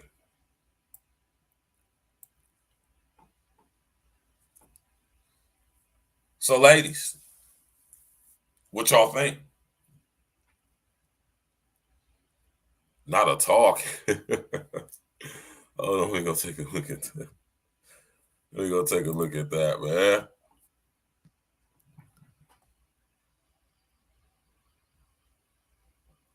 That just looks terrible, y'all, man. Seriously, man. That's horrible, man. Look at that. Just imagine you got your little girl in the store with you and she see that. Or your son in the store and he see that. Just imagine that, man. It's crazy, right? Well, I see y'all acting scary, acting like y'all want to come up. And this is what I say, man. I encourage y'all to come up and speak your piece, man. I encourage it.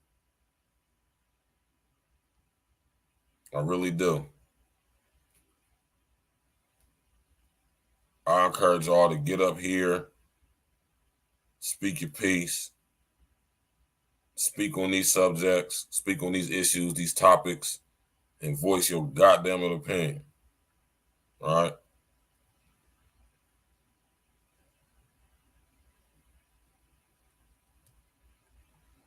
And just like Uncle Diggity said earlier, I hear a lot of chicks talking about we being so objectified, and this is why. This right here. This is why. This is why y'all being objectified. No, that's what the post said, man. Let me go to the post, man. I seen a couple people post this today. They said that this was matter of fact, it is, Jay Jermaine. This is the CVS right there on Cleveland and Oakland Park. I'm just now recognizing it now. This picture was taken at a local CVS on the north side of my city on the street corner known as Oakland Park and Cleveland Avenue. Right?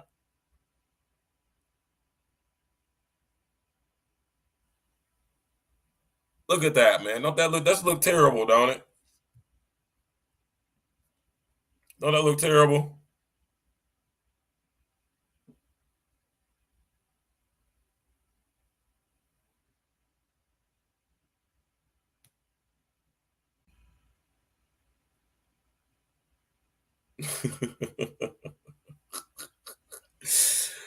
My nigga Red said that belly, but we got Lacey in the building coming up.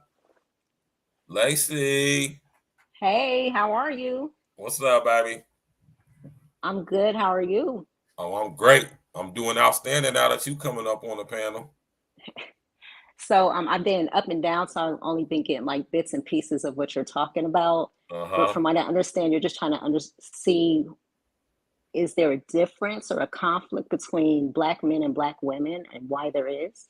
No, that's I mean, that's basically the gist. But I like the title of the show is the premise is or the question is, or I seen something on Facebook that said the number with all the things going on in the country, the number one threat to Black women is the Black men. So that's basically what we're talking about tonight. Got you. So I want to start off with this disclaimer that I do not speak for all Black women. I understand that everybody has their own experience, right. And that's where I'm going to be coming from, in my opinion. I have 5 Black brothers, fully biological brothers, same mother, same father. I have I guess, a half Black son. His dad is Hispanic. And honestly, I didn't know that this whole gender war, this manosphere, this female sphere, this diversification or whatever's going on right now was even happening until it pops up on my social media. Right. And I actually even got off of social media because it just became too much, like too much. Yes, too much negativity, just too much back and forth. And so I keep everything to YouTube pretty much. And then even on there, I'm starting to see things pop up talking about these gender wars, just everybody trying to divide against each other. Right. And I think the main thing that causes all of this is media. I think that's where it really starts from. Media kind of just plants these seeds, and we tend to go from there as far as making it even bigger. This picture that you keep showing of this woman in her BBL, I think a lot of that stems from, again, media. This is nothing new. The standards of beauty for women is always changing. Rather it be hair, like I know I don't fit everybody's standard of beauty, especially with my hair because I'm growing out my natty locks. Most people think that straight hair or relaxers or weaves or something like that might be the standard of beauty. But it's just like pushed out through media about how people should look and be, and it really is on women especially. I think that they're always pressured on how they should look. Right. So I don't necessarily think it's a race thing. I think it's more so across the board for women and why they do some of the things that they do and why we perpetuate some of the things that we do on social media. Right. So now that you're up here, I got to ask you the question: who is responsible for the current state of the image of Black women? So like I said before, it starts with the seed that is planted by media, and then we kind of just take it from there. We kind of just fan the flames for wanting attention, I think, wanting to be picked in some cases. Hold on, let me stop you real quick, Lacey. Let me stop you real quick. Okay. Now, y'all notice what Lacey just said. This gives credence to what me, my brother Mr. O, my brother Red say when we say literally every woman on this planet is a pick-me. Go ahead, Lacey. I don't know if I would say every woman on this planet is a pick-me. That's okay, but okay. Y'all that's your opinion. That's your opinion. It's not even my opinion, it's a fact because we said it is flat out. The whole reason y'all get prettied up and did up, mainly biologically at its base core, is to attract men. Unless you're gay, then you would want to attract women, which leads into the psyche breaking up and all that. But go ahead, Lacey. Go ahead and finish. I'm gonna have to marinate on that one right there. But what was the rest of the question? Now you got me off base. Yeah. I don't know if the question is, Lacey, who is responsible for the current state of the image of Black women? I would say it's a combination. Minus the media. I'm talking about the media is a big perpetuator and amplifier of it. But as far as where it starts at, as far as who's on a macro and micro level, who's most responsible at the end of the day? Who's responsible for it? I think that it would be Black women are more responsible for the current state of who we are, how we do things. I would agree. Now, I'm going to just tell y'all something, right? Remember how I say most people who you see come up on here, and it's crazy because Lacey just tapping in, She's not actually on the show, but I actually been knowing Lacey for a long time. You hear me? I've been knowing this lady right here for 25 years. Something like that. Yeah, I've been knowing her a real long time. So we go back to middle school, you know what I'm talking about? So it's, I don't want you to think I'm just sitting here biting her head off or just, I'm challenging her like that because I know her personally. You know what I'm saying? So and that too, Jay Jermaine. Hey, that's where that's responsible too. I was looking for somebody to say that. It's not. It's the sole answer to that question isn't just it's just black women and no. See, this is what I be saying to y'all, man. Y'all gotta relax with that, man. Don't take it to the extreme, man. We posing questions here. Now, I would dare say that black women are mainly responsible. They're not solely responsible. How about that? Would you agree with that statement, Lacey? About the mother and father? Not the mother or father, because it starts in the home. You hear me? But yeah, you can. Now, this is a woman who was raised by her mother and her father. I believe your mother and father are still married to this day, are they not? They are. So, with that being said, you can speak on Jay Jermaine's question from that aspect. Then I would have to agree with that too, because my mother and my father were in the household. My father was one of the people that actually taught me about ways to respect myself. I remember as young as, I want to say 5, 6 years old, going outside playing, just being a kid with a dress on. Right. And my legs are just like flying all over the place. And my dad's telling me, you need to close your legs. That's not a way a lady should act. Right. So I just remember getting those from him, those words of wisdom from him are things that have stuck with me since childhood as an adult. I have a daughter and I also have a son. And me and his father, or their father, do the best that we can to make sure that we're instilling like those values in them too. But I also notice, again, going back to media, is like sometimes they're on social media, watching things on YouTube and just the different commercials and the things that come up in there. Would make them steer in ways that I wouldn't really like. And that's why we have those conversations with our kids like, hey, I noticed you were watching this. That's not really how you should act. And that's not really appropriate. So yeah, I think those conversations, when you recognize your child is steering in the wrong direction or seeing things in their psyche or coming across things in the media that are inappropriate, to have those conversations with them. Right. Kai Nemo asked you, she says, ma'am, do you have half Hispanic children? Yes. My husband's Mexican. Right. That's a beautiful thing. So, and that could be, that could be another topic for another day if Lacey be willing to go into that. But, you know what I'm saying? And I agree with my homie Jay Jermaine, you know what I'm saying? This is a woman right here, y'all, who, contrary to popular opinion, and not even popular opinion to the fact, she was actually raised in a 2-parent home. To go back to the image that's being put on display for the world to see, mostly perpetuated by black women, we got to always realize too, Lacey, that these black women who we see, like this chick right here with this botched ass booty job, you hear me? More than likely, she was raised by her mother. Because like you said, you hear what Lacey just said about her pops? I know Lacey's father. He's a man. You hear me? That's a grown-ass father man right there. You hear me? And that's where that comes from. That's why y'all need y'all's dad. That's why we need men in the homes. You hear me? Because your daddy going to tell you, you sit with your legs crossed. You hear me? Don't be playing with them boys down the street. You go play with some little girls. You hear me? Don't wear your hair like that. Don't wear your skirt too short. Don't wear shirts like that. Don't show off too much skin. Don't be having them little nappy head ass ignorant little niggas calling my house. Yeah, some of that. That's what your dad gonna instill in you. So when you come across a man, you're gonna be expecting the same thing. Right? And you're gonna have respect for yourself. I've been knowing Lacey since we was in the 6th grade, and I've never seen her dress slutty, promiscuous.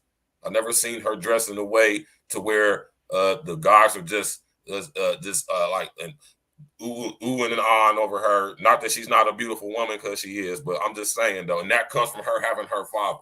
Most of these chicks, like this chick right here, more than likely was not raised with her father in the home. And that's the main thing that's leading to the perpetuation of this negative image, because we have these type of women presiding over males and female children. You did.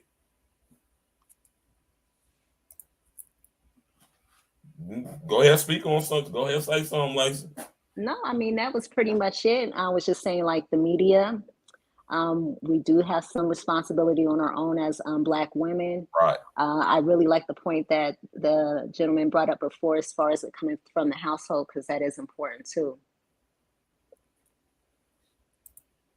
You see And that that's all I got to say about that. You see that question right there? That, I need to get my glasses on. Did you receive backlash from Black community on where the supporter that your children's father not Black?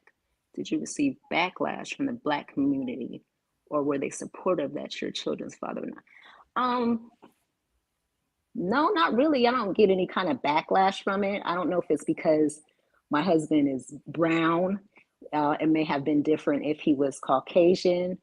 I really don't think about it. And even like when we went into our situation, I never really thought like, I don't know, because I'm an equal opportunity employer, I guess. And I don't think about when I got into our relationship, I wasn't like one of those people where like I had to be with this person because, what is this new term they're using? Diversifying? Starts with the D. Not diversifying, but divesting. Like, divesting, yes. Like I didn't go into our relationship with what I'm seeing a lot of people having, this divesting mentality. It's just like, I was dating. I was open to any kind of person that was a good person as far as a man. And he happened to be the one that came in my life. So yeah, I don't have any backlash or anything like that from the community, from the Black community. My family's supportive of it because they just feel like he's a good person that treats me well. And that's all that matters. Right. And I'm gonna tell you like this, as being as knowing Lacey and having a daughter, now if it was up to me, I'm not even gonna say that. I'm gonna take the no. As long as my daughter is happy, the color of that guy's skin wouldn't matter to me so much. But if it was up to me, which is not, I would prefer that my daughter be with, of course, a Black man. But you know, whoever treats my daughter like how I know she deserves to be treated, right? I really wouldn't care less for real. You know what I'm saying? To be honest with you. So, Lacey, thanks for coming up, man. You know what I'm saying? Tapping in. You know, I appreciate that. You are most welcome. Keep up the great work, Virgil. Oh, thank you. You know, I already know, like I say, man, I appreciate it when people who I actually know, you know what I'm saying, come up on here and support the demonstration, man, because that let me know I'm doing exactly what I'm supposed to be doing, man. So, you know, I really appreciate that, and I love you for that, Lacey, man. All right. Talk to you later. Bye. All right. Yeah, that was my girl, Lacey, man. I've been knowing her since the 6th grade. You hear me? Yeah, so that's that's what's up. Anybody else want to come on in, man? Kaya Nemo, you gonna get your ass up on this goddamn panel, man, one of these days, man. Cause you be lightweight busting it open in the comment sections, man. You know what I mean? And it does take courage, y'all. It takes courage to sit up here and make yourself vulnerable to the public scrutiny like that, man. You know, but until you're willing to do that, you just talking. You hear me? Yeah, man. So, you know, man, like I say, man, the person who made this post, man, I got a lot of love from him. I got a lot of respect from him. It ain't even like I'm on some bullshit with them. You know what I'm saying? Got hella love and respect for it. You feel me? But when I see stuff like that, you know what I mean? It just puts me in a mind frame to where I'm like, damn, this is really a thought process that I'm gonna go ahead and say that poisons the minds of a lot of Black females. You did. To the point to where y'all do stuff like this. Now that's sad. That's very sad. Hit that like button, y'all. Click on that bell, subscribe to that page, man. Right, goddamn it now, man. You hear me? Go ahead and subscribe onto that page, man. Share on your Facebook, share on your TikTok, share on your Instagram, on your Twitter, whatever it is you use. Tell a friend, tell them tap on in. Yeah, man, it's crazy, man. You know, like I keep saying, man, we have these conversations, man, not because we hate black women, man. I don't hate black women. And I know I speak for a lot of black men when I say what I'm saying. Although I don't, I know that I am. You hear me? You know what I'm saying? And some of us, the ones of us who actually are genuine in our efforts and the reason why we do what we do, you know.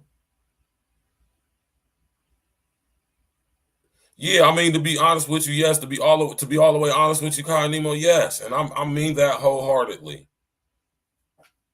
Cause you want to know something? I'm gonna come up for this. Hold on, I'm gonna come. Hold on. Oh, I'm gonna come up in the second when I'm about to say what I'm gonna say. But yeah, though, Kyle Nemo, no, you know, of course, when I think about it in my mind, I'm thinking I would prefer for my daughter to be with a black guy, right? You know, I could say that, but at the end of the day, you know, the skin color really doesn't matter for real, to a certain degree. You know,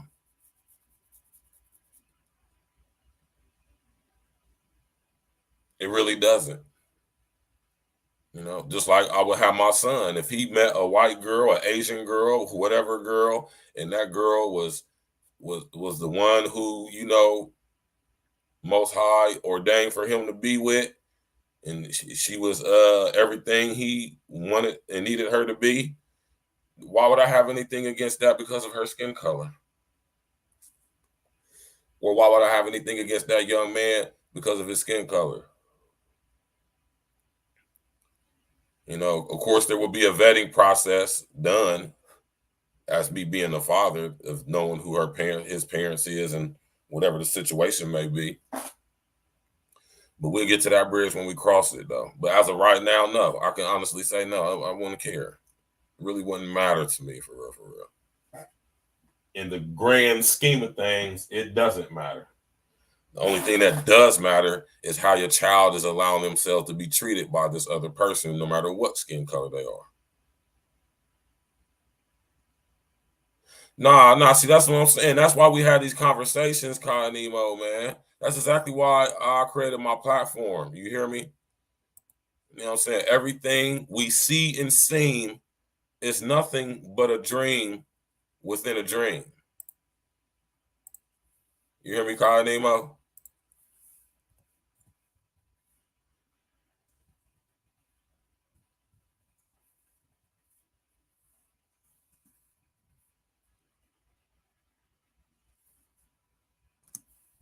You know what I'm talking about?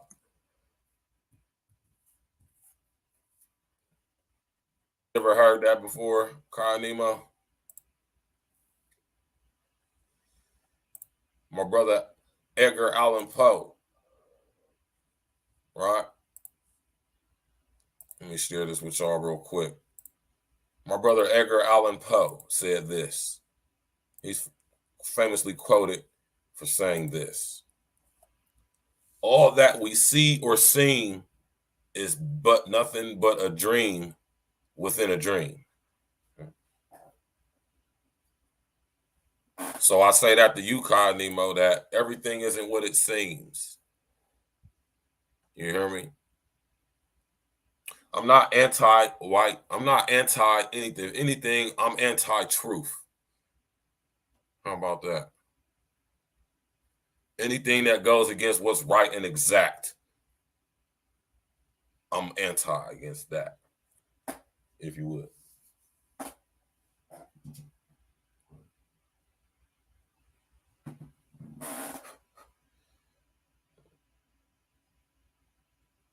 I got hella white dudes who I'm cool with, who's my friends, people who I do business with, people I work with, right?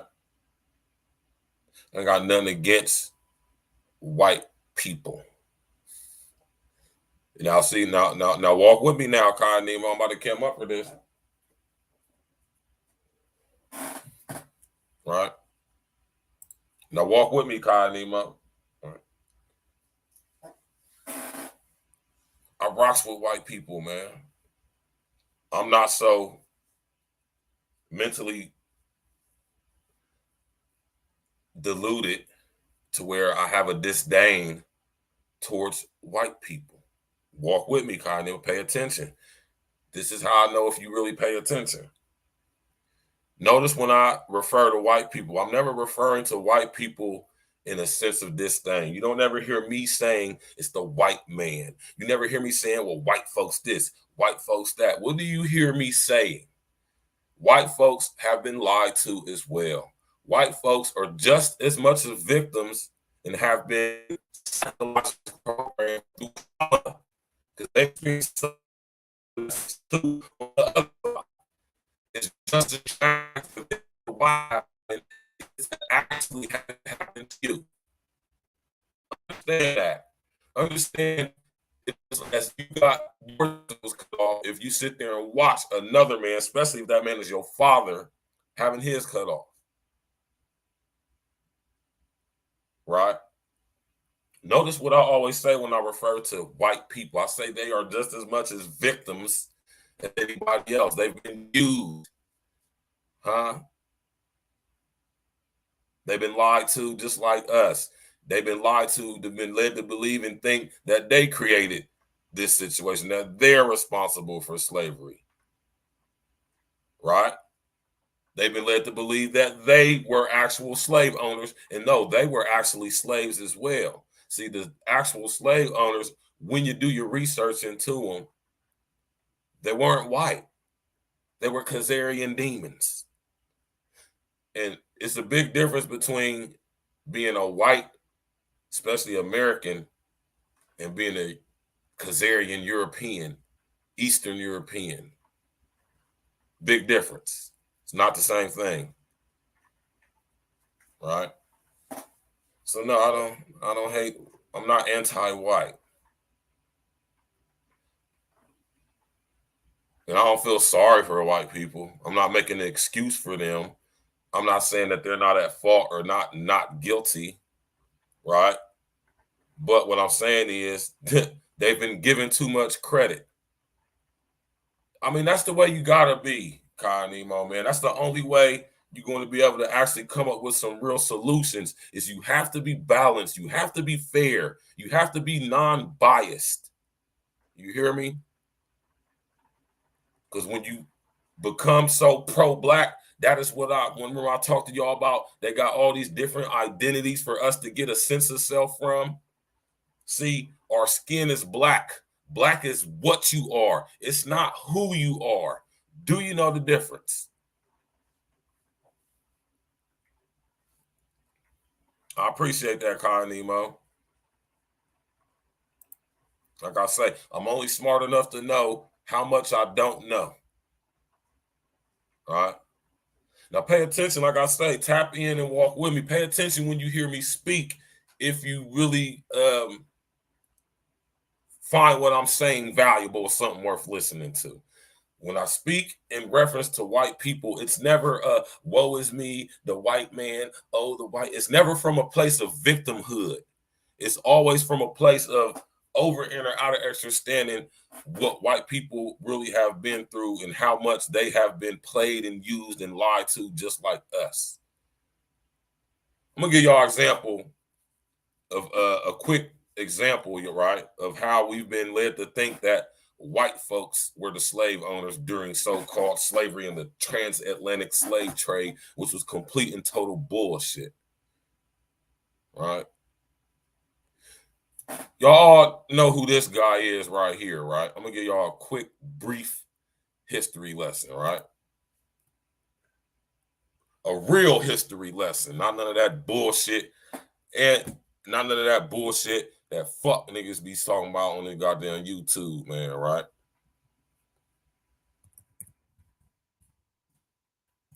Y'all all heard of this guy right here, right? I'm about to bring him up here on the screen for y'all.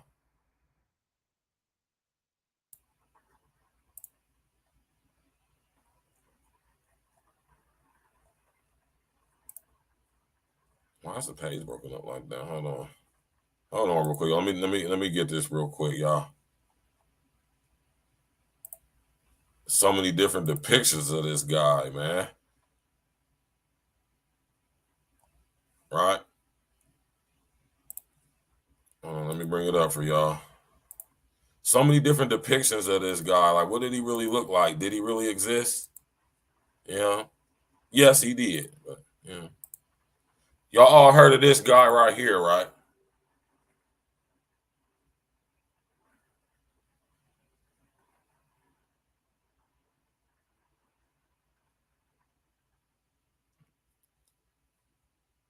This guy right here, Nathaniel Turner, or what we know through history as Nat Turner, right? Allegedly went on the slave revolt and just went around to different plantations killing random white folks, right? Right? Or so we've been led to think and believe. Actually, Nathaniel Turner, stuff just be killing me, y'all, man. I'm telling you it do, man, when I be doing my research, man. Right? But Nat Turner was an asset of the Rothschild family, y'all. His slave owner, or the person who he worked for, right, was this guy right here.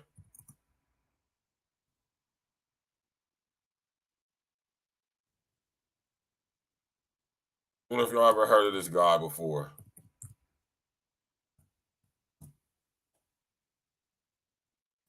Don't be lying in perping too, because y'all know I'm gonna be able to tell if y'all doing that, man. I'm gonna be able to tell if you're lying, man.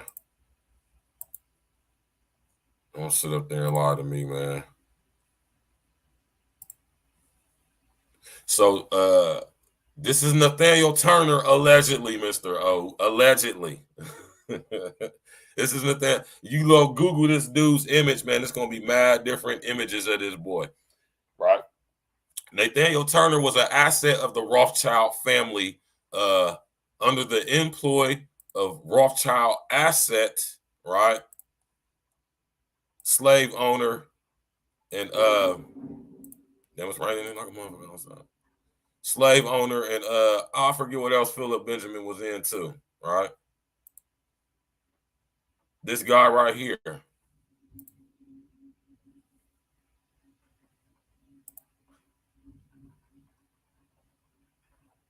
Any of y'all ever hear this guy?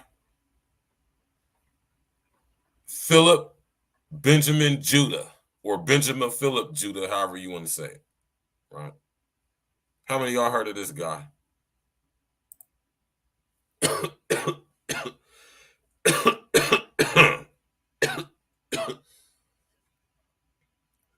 Right?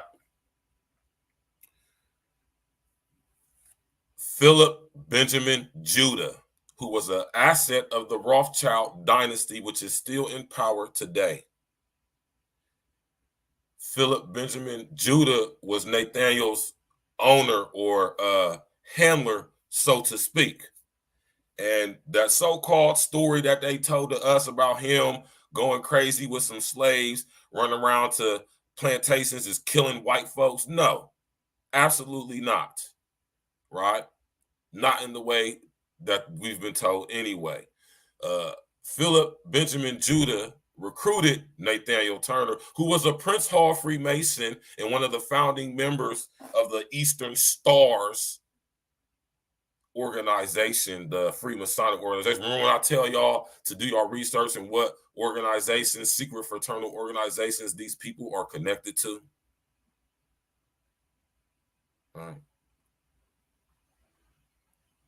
Philip Benjamin Judah was an asset of the Rothschild. Exactly, Tox. Exactly, Tox. Not a lot of people have heard of this guy, and it's the reason why. Philip Benjamin Judah was an asset of the Rothschild family, right? He was the guy who recruited Nathaniel Turner to go commit these murders, these strategic planned murders to strategically knock out certain white families who were totally against slavery and were actually doing indentured servitude and had black slaves, white slaves, native indigenous black slaves, and slaves from everywhere else as well. They weren't really slaves, they were employees. Right? And they were in competition with the Khazarian demons who actually did run, control, and manipulate the slave trade, the illegal, which was made legal, but really illegal slave trade. Through the false document, the Constitution of the United States of America, not the Constitution for the United States of America. See, we're going into a whole nother astral plane right now. You hear me? This stuff goes deep, y'all. That's why I say this stuff goes deep, y'all. Right? Let me come up for this. Philip Benjamin Judah hired Nathaniel Turner, who was a Prince Hall Freemason and a founding member, orchestrator of the Eastern Stars organization, along with his homegirl, Araminta Ross, a.k.a. Harriet Tubman, a.k.a. Sarcophagi.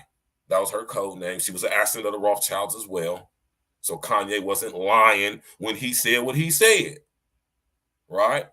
Philip Benjamin Judah hired Nathaniel Turner to go take out, hit, assassinate the white landowners who weren't operating under the system of slavery, but were operating under the system of indentured servitude, which is something like slavery, but not quite so.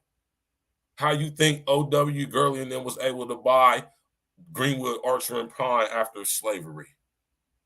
Where they get the money from if they were slaves? Because under slavery, feudal, illegal, but really legal, but illegal slavery, slaves were allowed to own property. Right? And Nathaniel was sent to strategically take out these white landowners because they were in direct competition with the Rothschilds, the Oppenheimers, the Schiffs, the Warburgs, the Rosenfelds, all these bloodline families who rule and control and manipulate everything in America, right? So those white families that he was sent to go butcher were business, competition, basically. You hear me? And the Khazarian demons, who were at that point in time seeking to infiltrate and take over the money supply, the finances of America, which they end up accomplishing, right? And they were responsible for Reconstruction and the industrial ways and all of that. That's what these guys like Philip Benjamin Judah, who is a Khazarian demon. I believe he's from Turkey, or his family is from Turkey, or from somewhere in the Middle East or Eastern Europe, where these Khazarian demons come from, in that land called Khazaria, right? They run this stuff over there in Israel too. That's why we call them fake Jews. You know what I'm saying? We call the Moisheites Moissanite because they some fake ass Jews. Kyle, I done read more books than you can probably imagine. You hear me? I did 6.5 years in prison. You hear me? I read every book I could get my hand on. You hear me? I done read well over 1,000 books, I'm sure. But see, the most of this knowledge don't come from no book. This come from the Most High. Some of this stuff is just like a download. Some of it come from other people on YouTube. Some of it come from people who I know in my personal life. Exactly. The whole purpose of the Civil War was to bring us to where we at right now. The Civil War was started to bring us at where we at right now. Right? So Nate was hired to go take out all them families, and then what they did with him is they put him on trial. And see, that's how they do. That's how these Khazarian demons do. And we seeing it play out in society to this day. We see what happened with these athletes, these rappers, these entertainers, these actors, people in finance and industry and politics and all of that. We see it's still going on to this day, right? Yep, the Ukraine Khazarians was everywhere. Look, y'all go on y'all Googler and type in Khazaria. K as in kryptonite. Hazaria. Khazaria. The Khazarian Empire. These people are the direct bloodline descendants of Lucifer, Satan, the devil himself. And I'm not afraid to say that on YouTube because it's true and I can fucking prove it. Right. But when it comes to this Nat Turner guy, they hired him to do the job, and then y'all see what they did with him. And I say it still goes on to this day. Right? Y'all see what they did to him, played him in court like how they did. Huh? And who the hell gonna believe a slave nigga if he had the audacity to talk about it, which I'm pretty sure he did not. You know what I'm talking about? So are black men the biggest threat to the black woman? Hell nah.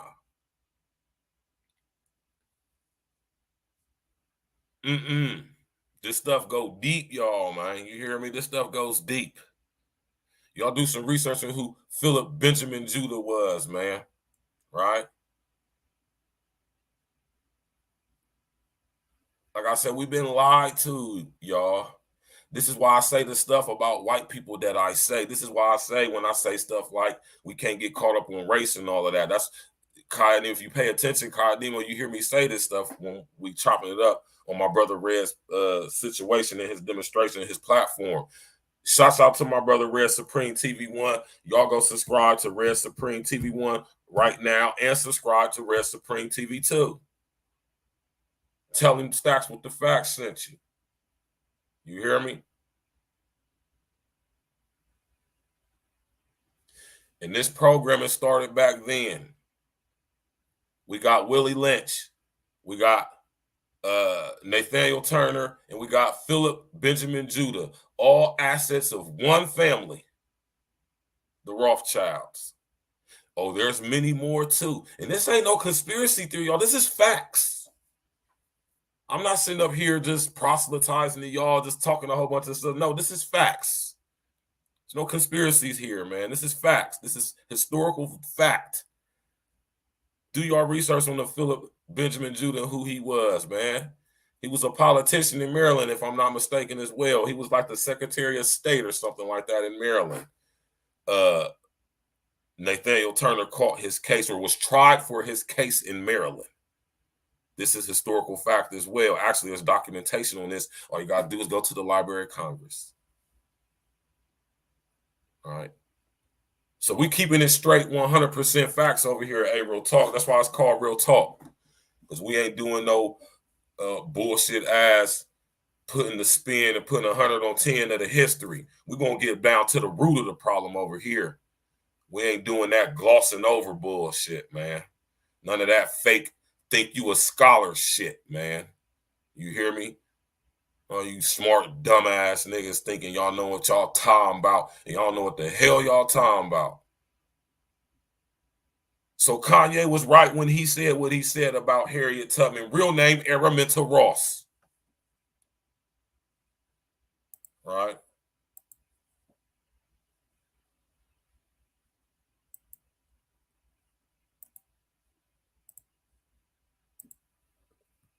How many of y'all knew that Harriet Tubman real name is Araminta Ross?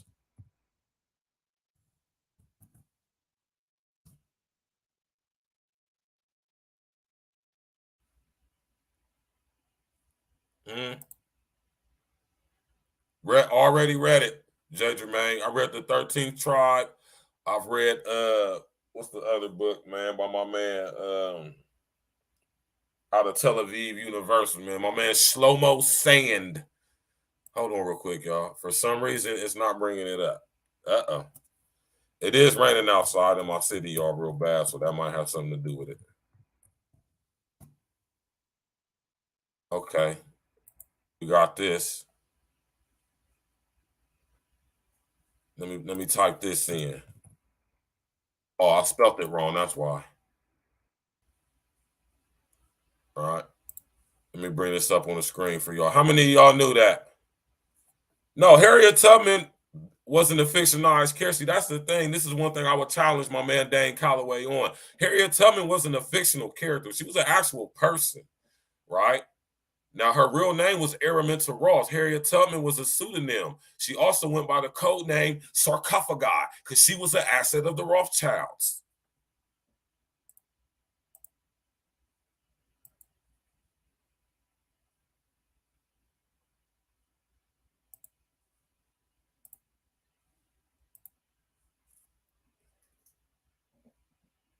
Right? Harriet Tubman, real name Araminta Ross. Her father was William Ross, or should I say William Green. Y'all go check out that Harriet Tubman movie that's actually depicting some actual facts a little bit in that movie. The family in there's an actual family. They were also assets of the Rothschilds. Araminta Ross, real name of Harriet Tubman, is the real name of Harriet Tubman, which is Araminta Ross. Araminta Ross, Harriet Tubman, is also a founding member of the Eastern Stars. Right? Araminta Ross was an asset of the Rothschilds through her slave handler. What was their names, man? What was their names? Hold on, I'm about to get it real quick for y'all.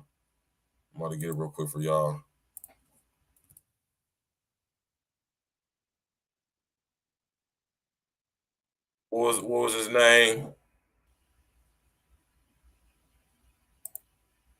Yes, Edward Brodus, right? Y'all know who Edward Brodus is? I'm about to bring him up.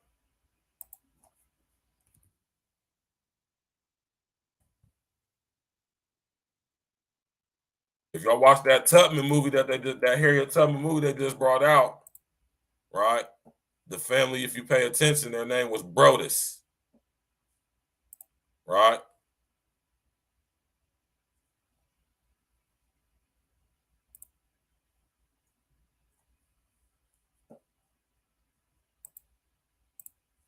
Give me a couple seconds, y'all.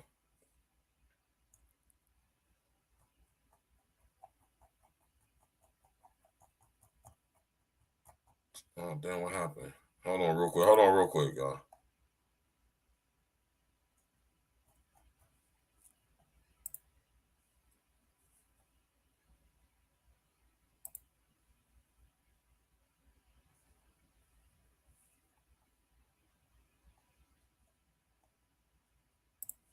I'm about to share the screen real quick. Y'all see it, right? How many of y'all seen that Harriet Tubman movie that came out not too long ago? And the family that allegedly was her slave owner was Edward Brodus, who was an asset of the Rothschilds, right? So you got to connect the dots on these people, y'all. See how we started the podcast talking about, and this is where it's going to always lead back to, right? And Araminta Ross, aka Harriet Tubman, right? Take that off the screen. AKA Harriet Tubman. She was an asset of the Rothschild family, right? And what her job was to do under the AKA name, the under code name Sarcophagi, right? She was hired to go round up not just any old slaves, y'all. We talking architects, engineers, civil scientists. We talking plumbers. We talking about engineers. We're talking about guys who built stonemasons, surveyors. You hear me? Masonry, masons, stonemasons. You hear me? Guys who were responsible and had the skill and ability to erect societies, the infrastructure, right? She was hired to go round these niggas up and take them up north to Ohio and Chicago and Illinois and Pennsylvania, Michigan, Missouri. You did. And she will blow their heads off if they try to get away, because that means they will be able to give up her identity and who she really was. See, they've been lying to us, y'all, about this so-called history. See, so when I say when Kanye said what he said, Kanye was not lying when he said what he said. See, all y'all blazed Kanye for when he said that, not over inner outer extra standing that Kanye done did his homework clearly, right? Harriet Tubman ain't free no slaves. She actually enslaved the most, I'm talking about the creme de la creme, y'all, the cream of the crop, O.W. Gurley type guys who know how to build societies, actually erect buildings and structures, know how to do plumbing and irrigation, make sewage systems. They understood sanitation and how to get rid of this.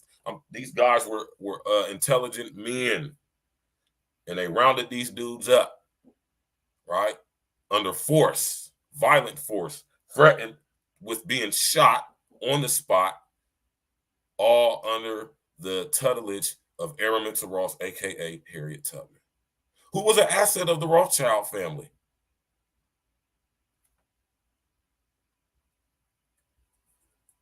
She was a founding member as well as her homeboy, Nathaniel Turner. Huh? She was also a founding member of the Eastern Stars as well.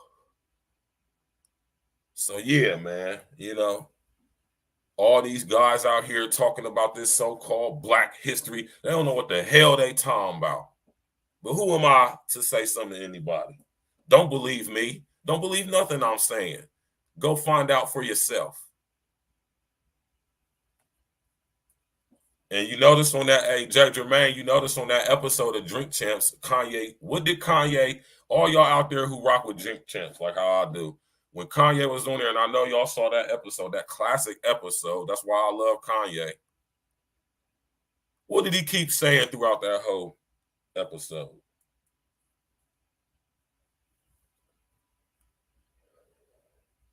Right? So when it comes to who's the biggest threat to Black women with all this stuff going on in this country, outside of Black women, I'm going to have to say the answer to that is the very government itself. They have, how can I say, they have so socially engineered Black women more so than any other group of people in America, to the point to within the past literally 2 to 5 years, y'all have finally come under heavy public scrutiny globally as well, right?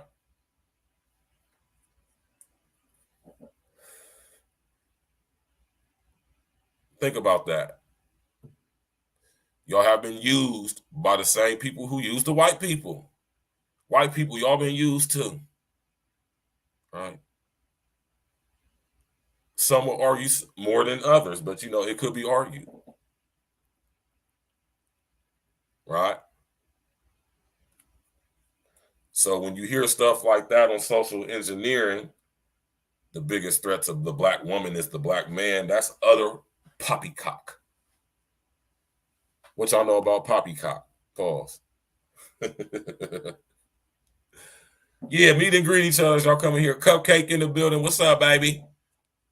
How you doing tonight, man? Yeah, y'all. Y'all have become so corrupted psychologically, morally, mentally, spiritually. Not saying that we haven't, but I'm saying the focus is on y'all.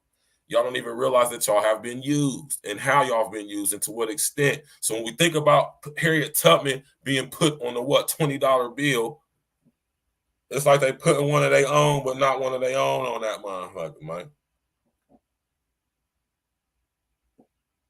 Harriet Tubman is not who we've been told that she was.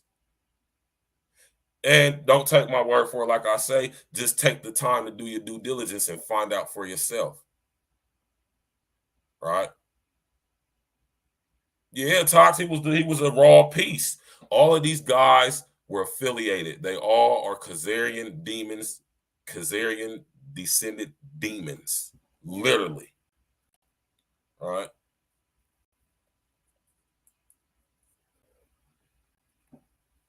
So, you know, I ain't mean for to drag out this. You feel me, Jack Jermaine, man? It's utter poppycock, man. You hear me? And this is what we're gonna be getting into over here at A-Real Talk, man. We're gonna get to the meat and potatoes of the situation. You understand me, man?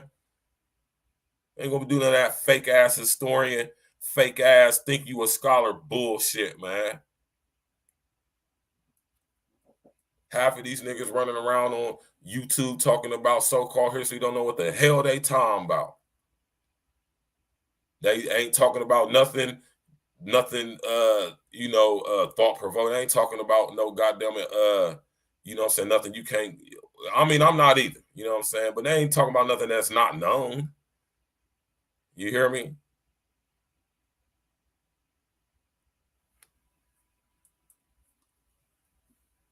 Be surprised how many people never heard of Philip Benjamin Judah.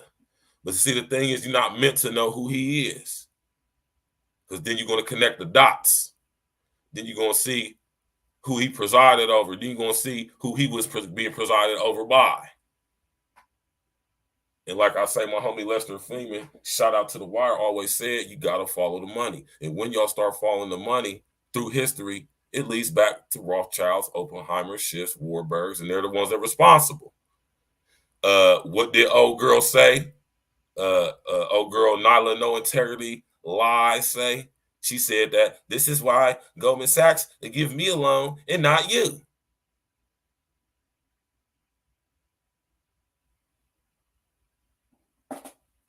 Hey, man, Uncle Diggity, man, that's why I rock with you, big bro. That's a fact. May as well consider everything that's happened in this country a part of a social construct. It's up to us to free our own minds and come together. That's our biggest task, but that's all we need. And that's what it is. And that's what we always talking about. When we're on Red's platform, right, we're going to be on my platform. That's what we talk about at the end of the day. You got to be able to see the social engineering. You got to be able to see. This is why I say remove the emotion. Because the emotion is how you get drawn in. And then you start saying stuff like the biggest threat to black men is the black man, when that is utterly poppycock. You got to get your book game up. And I'm going to tell y'all this, man. You know what I'm saying? Let me come up real quick.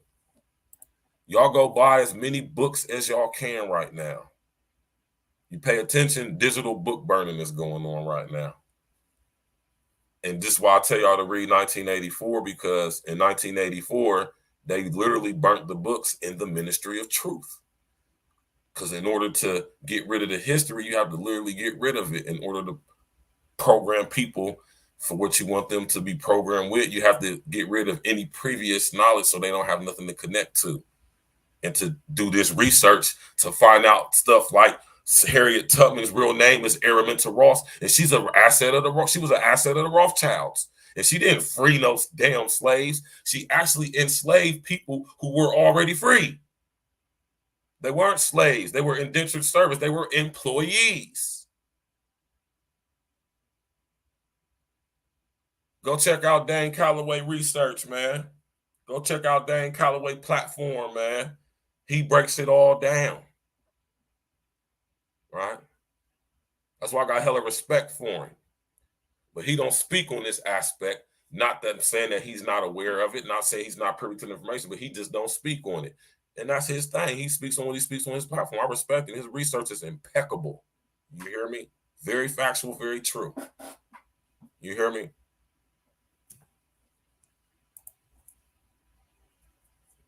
And this is where it always going to lead to, y'all. This is why I say we got to do our due diligence. And this is why I wanted to have a conversation. Because until we start getting to a point where we're willing to connect the dots on how things are, why things are the way they are now, we want to stay in this constant, tumultuous cycle of back and forth and pointing finger, Then we get to the root of the issue. This is where the solutions come in. Hence, solution-based content. All right. You want to talk about the history? We got to talk about the history, man. This is why they doing the digital book burning. This is why I keep telling you about the concept of the memory hole.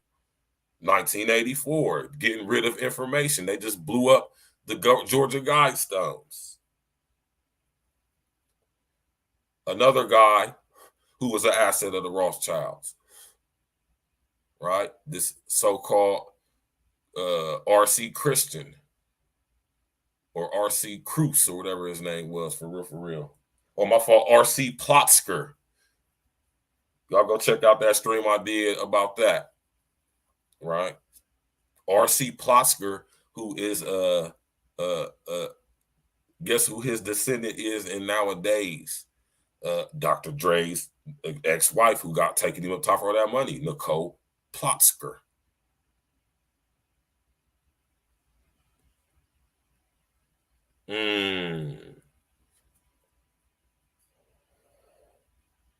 So the main thing is, y'all, we've been lied to, man. And even so-called scholars and historians coming out with this book, they don't know what the hell they talking about, some of them, most of them. You know, I give credit where it's due, but most of these guys doing so-called history and historically based content, they don't know what the hell they talking about. They giving you the surface stuff. They ain't getting to the root of the issue. They ain't connecting the dots. And like I said, it ain't no conspiracy theory, because as you see, this is all facts. And the smartest thing they could ever do is put something in the book. That's why they getting rid of the books. And that's why I tell y'all to go get as many books as y'all can. If y'all ever read Fahrenheit 451 by Ray Bradbury, they made a movie about it not too long ago. Michael B. Jordan played the main character in that movie. Right? They literally burnt books. I told y'all go watch that movie Equilibrium with Taye Diggs and goddamn it, what's my man's name to play Batman? Christian Bale. Right? This is why I tell y'all go buy as many books as y'all can. Books is gonna be worth money in the future. They're gonna have very much high value, and you could possibly put in prison for them. Think about the Book of Eli. Right? So go get your book collection together. I know I got mine. You hear me? One of these days I'll do a stream and we'll go through the book collection. Some books for y'all to read, man. So, you know, man, I ain't mean to drag it out this long, man, but you know what I'm saying? When it comes to situations like this and topics like this, man, we got to dig deep. We got to go in. We got to connect them dots. You know what I'm saying? So here it is in 2022. We see this indoctrination in full force. Right?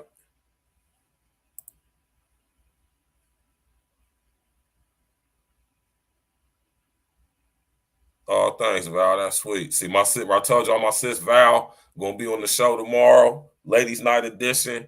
She just sent me an inbox. You know what I'm saying? I gotta give myself a pat on the back real quick, you know, because I've been wanting her to come on the show. You know what I'm saying? Like I said, I catch a lot of flack for stuff I be saying, but that's all way because, like I said, I mean well. You know what I'm saying? I said, I know I be saying a lot of crazy stuff about chicks, but I actually do care and I mean well. You know what I'm talking about? And she said, I believe you do. You have good intentions and a good heart. You are one of the smartest, most disciplined persons I've ever met. And I appreciate that, Val. Val gonna be on the show tomorrow, y'all. So y'all make sure y'all tap in. Oh, you already know, Kai and Nemo, man. I appreciate it. And that's all I am, man. It's my responsibility. It's our responsibility when we are learned and studied and read men. It is our responsibility. It becomes your duty and obligation to share this information. You know, you can only keep it if you give it away. And that comes from NA, AA, and CA, which was started by some guys who were assets of guess who? The Rothschild family. See, this is what I'm saying, man. Y'all gotta do your research if you want to. Yes, the AA, Alcoholics Anonymous, was started by people who were connected with the Rothschild family and other families that run this world, right? Exactly, J. Jermaine. Book burning. Book burning is a age-old thing. If y'all remember in the movie 300, you know what I'm saying, the one fat dude was telling Leonidas that Xerxes was going to burn or Xerxes told Leonidas that if he don't bow down and acquiesce to the Persian Empire, that there was going to, he said, I'm going to burn every piece of parchment and there will be no remnants of your Spartan history ever, right? Book burning been going on for a minute. And now what we're seeing with social engineering and the smart grid and the internet, right? The World Wide Web, we're seeing digital book burning. The memory hole. Google has the memory hole. It's certain information. You type in that Google search engine, you're not going to be able to find it. That's the memory hole. What they doing over there at CERN and opening them portals and causing frequential effects like the Mandela effect. That's the memory hole.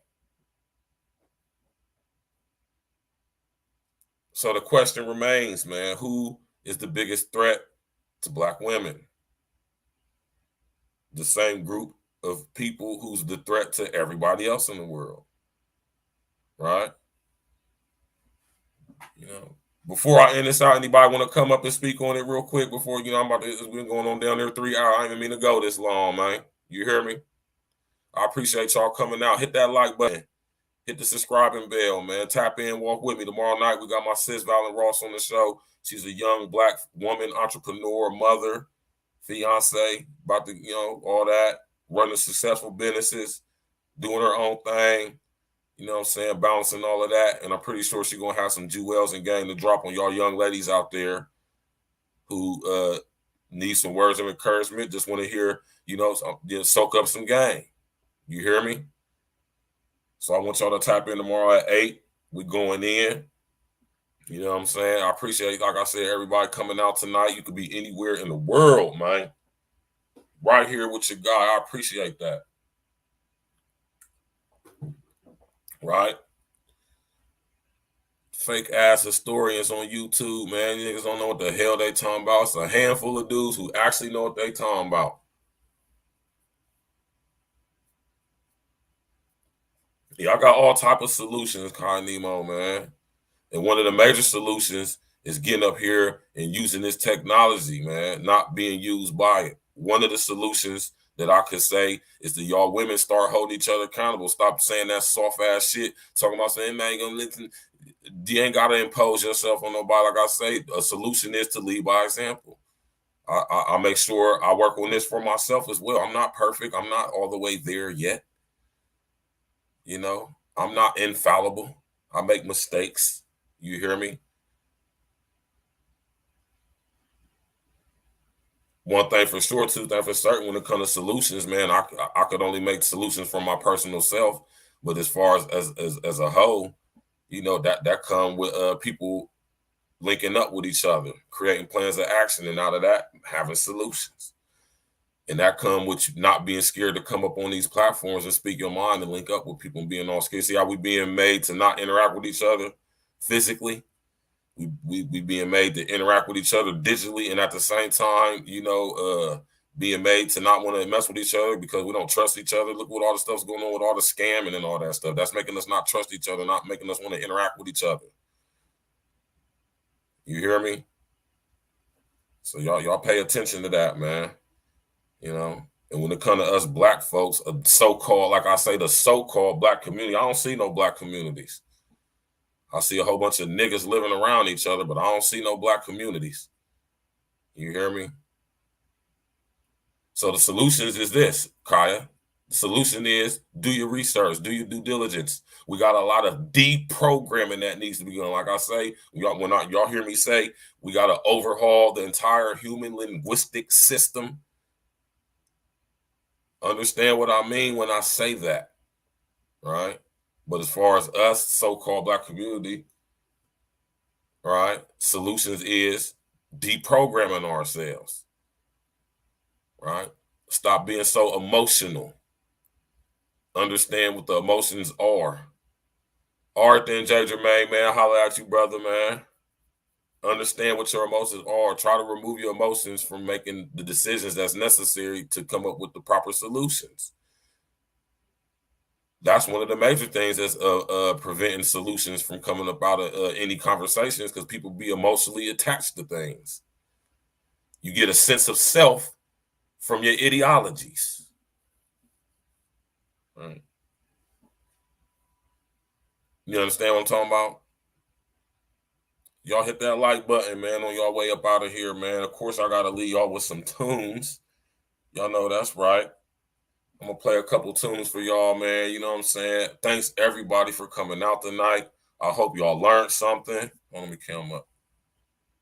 I hope y'all learned something. I hope y'all got a wide perspective, an open perspective on what has contributed to, especially amongst Black females and women, this convoluted, distorted sense of reality through the indoctrination and the programming. That's a fact, Uncle Diggity.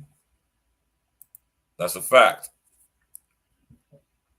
And what do y'all hear me say on Red's platform?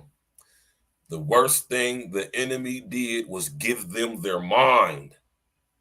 This is why I talk about hive mind, groupthink, hive mind collective, which we all at some point have fell victim to. We done all fell victim, even up into current times, to the hive mind mentality. You hear me? You got to break away from that. That's the solution. Breaking away, basically breaking away from the matrix. Unplugging. Right? So, you know, man, like I said, I appreciate y'all coming out, man. I really do. You know, I say y'all could be anywhere in the world, but you're right here with your guy. And I appreciate that. I respect that. You hear me? Like I said, tomorrow night we going in. All y'all ladies night, come on out.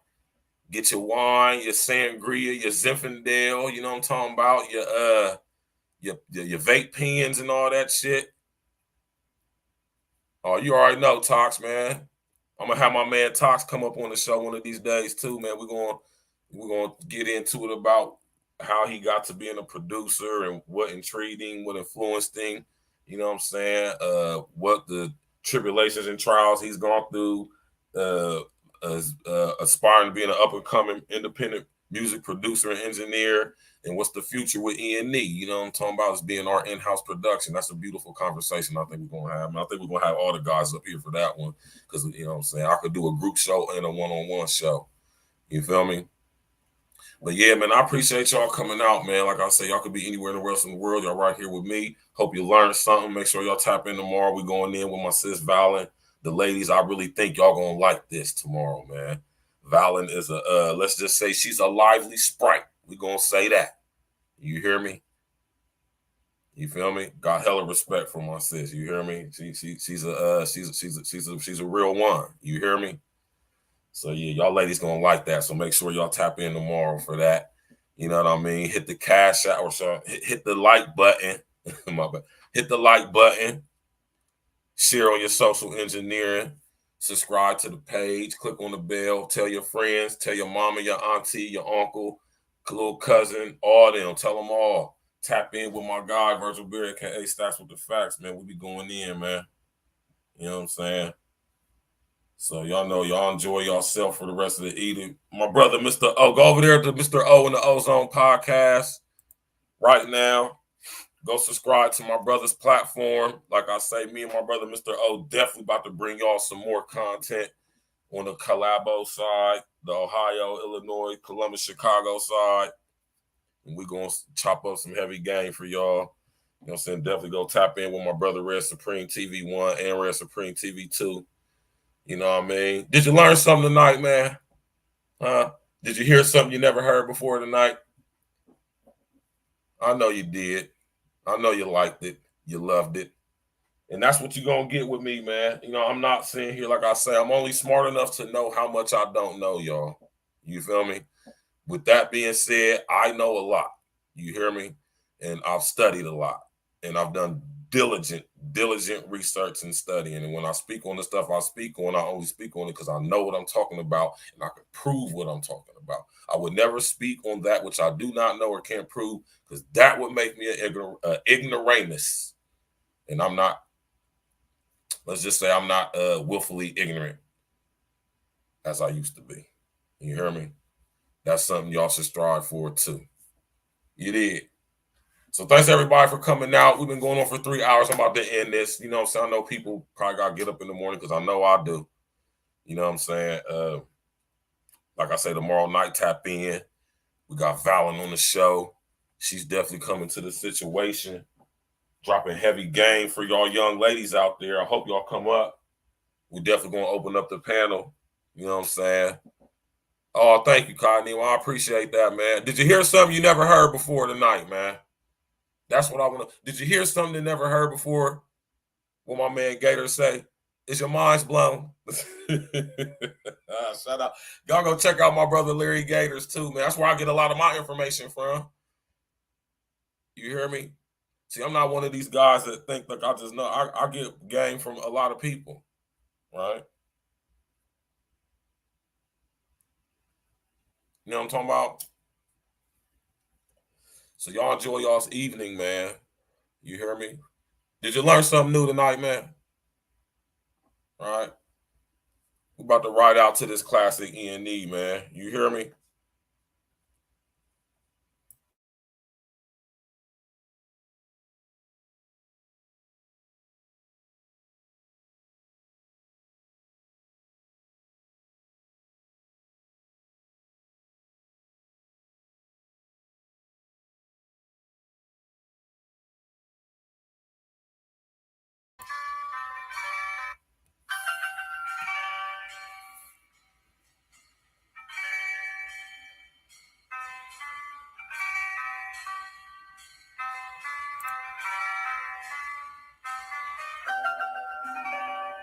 Fuck they talking about?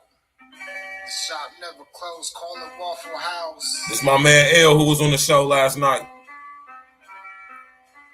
Yeah. Fuck they talking about? The shop never closed, call it Waffle House.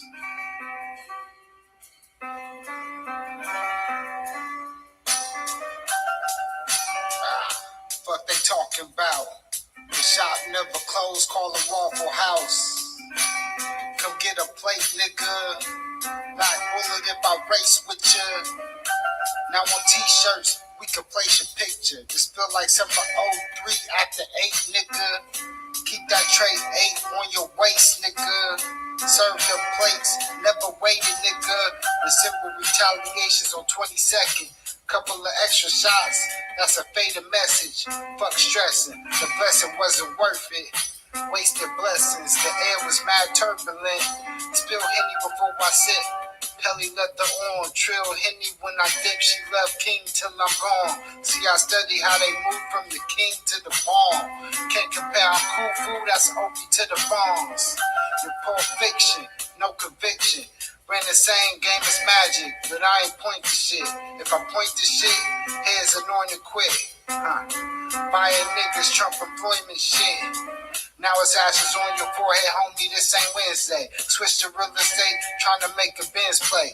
She only love me cause I fuck her like a porn star. Trill shit, I never spoke to her like the porn star. What's beyond God? King even rise when he fall. Who seen it all? Life imitating Saul. What's the jig though? Holla at your big bro. Who got you all gassed up like sicko? Calm down. I got the 4 pounds that'll separate your whole 7 pounds. 6 degrees of separation, 5 ways of meditation. The 4 pounds turn to 4 walls, no connection. 3 ways not knowing then you projecting. When 2 of them held up and imitate perfection. All it takes is 1 shot to lead you to the essence. Fuck they talking about? The shop never closed, call it Waffle House. Fuck they talking about? The shop never closed, call it Waffle House. Fuck they talking about? The shop never closed, call it Waffle House. What they talking about? The shop never closed, call the Waffle House.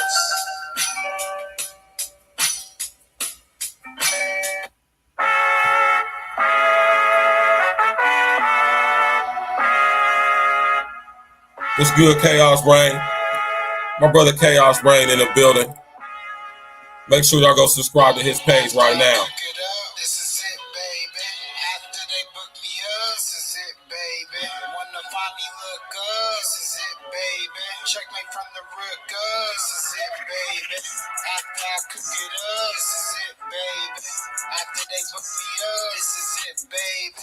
Wanna find me, look up, this is it, baby. Checkmate from the rook up, this is it, baby. After I cook it up, this is it, baby.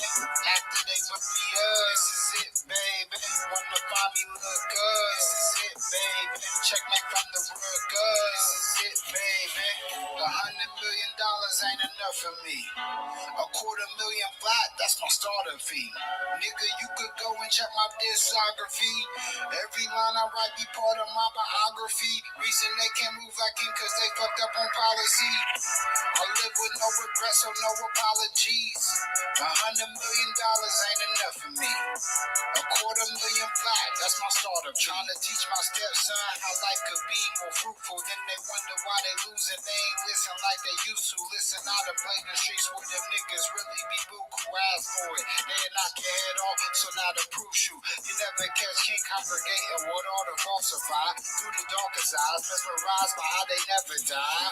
After I cook it up, this is it, baby. After they book me up, this is it, baby. Wanna find me, look up, this is it, baby. Checkmate from the rook up, this is it, baby. $100 million ain't enough for me. $250,000 flat, that's my starter fee. Nigga, you could go and check my discography.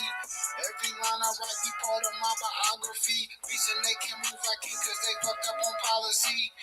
I live with no regrets, so no apologies. $100 million ain't enough for me. $250,000 flat, that's my starter. They having trouble seeing through the fog, homie, king up on cloud nine. The fiend style my pack beat, jumping from the foul line. Keep that 9 on me like old school phone trying to dial out. Back when they used to put the locks on before they wild out. One thing they could tell you, king always been impeccable. Built it up at night, to the right, I pushed the decimals. As for the old show, I need an extra view. Another level in my house, I need an extra view. After I cook it up, this is it, baby. After they book me up, this is it, baby. Wanna find me, look up, this is it, baby. Checkmate from the rook up, this is it, baby. $100 million ain't enough for me. $250,000 flat, that's my starter fee. Nigga, you could go and check my discography. Every line I write be part of my biography.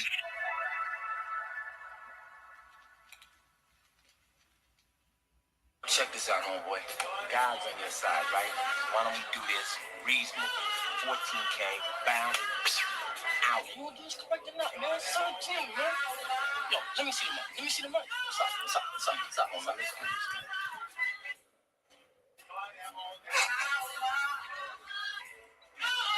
What you know about that, homeboy?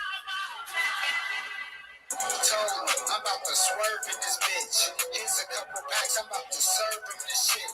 Word is slurge, fly niggas, no words in the grip. Now the only time I switch when the flick up on the wrist. Riding with my G, don't hit the curb in this shit. You see the streets feel like the purge, Java on the bit. Told them like, ain't no place for cowards in the trench. When it rain, niggas get drenched. Most of you niggas is bitch. Can't understand how mental people be numb to witnessing murders. Silence slams and hoods, your name will never be heard of. Retaliation heat up another soul getting dropped off. Free will so I can't even hop on my high who made off. Make them respect this shine. They tainted, they energy off. Depleted they cause, they meet to a goal. Around the green dog, I reaped up the claws. Santa's home, I'ma win like 96 J's on. King Throne, you think I give a fuck about a critic? Before Corona never gave us gloves when it was frigid. Or educators probably, they taught us not to be honest. Walking home, watching hustlers pull up on the corners. Hurt on their neck and head, plus I think on their sides, they down. Gotta keep my game locked, I ain't trying to take time time out. Never mix and mess with me, blood, trust up the essence. We eating, you gotta switch your course after your blessings. Told me, I'm about to swerve in this bitch. Here's a couple packs, I'm about to serve them this shit. Word to slurge, fly niggas, no birds in the crib. Now the only time I switch, when the flick up on the wrist. Riding with my G, don't hit the curb in this shit. You see the streets, feel like the purge. I on the fit. Told them like, ain't no place for cowards in the trench. Ain't no place for cowards. E&E, King L, Stacks, 62s and 4-ways. I used to shuffle up. Whip gang, had my wrist gang. Looking sick as fuck.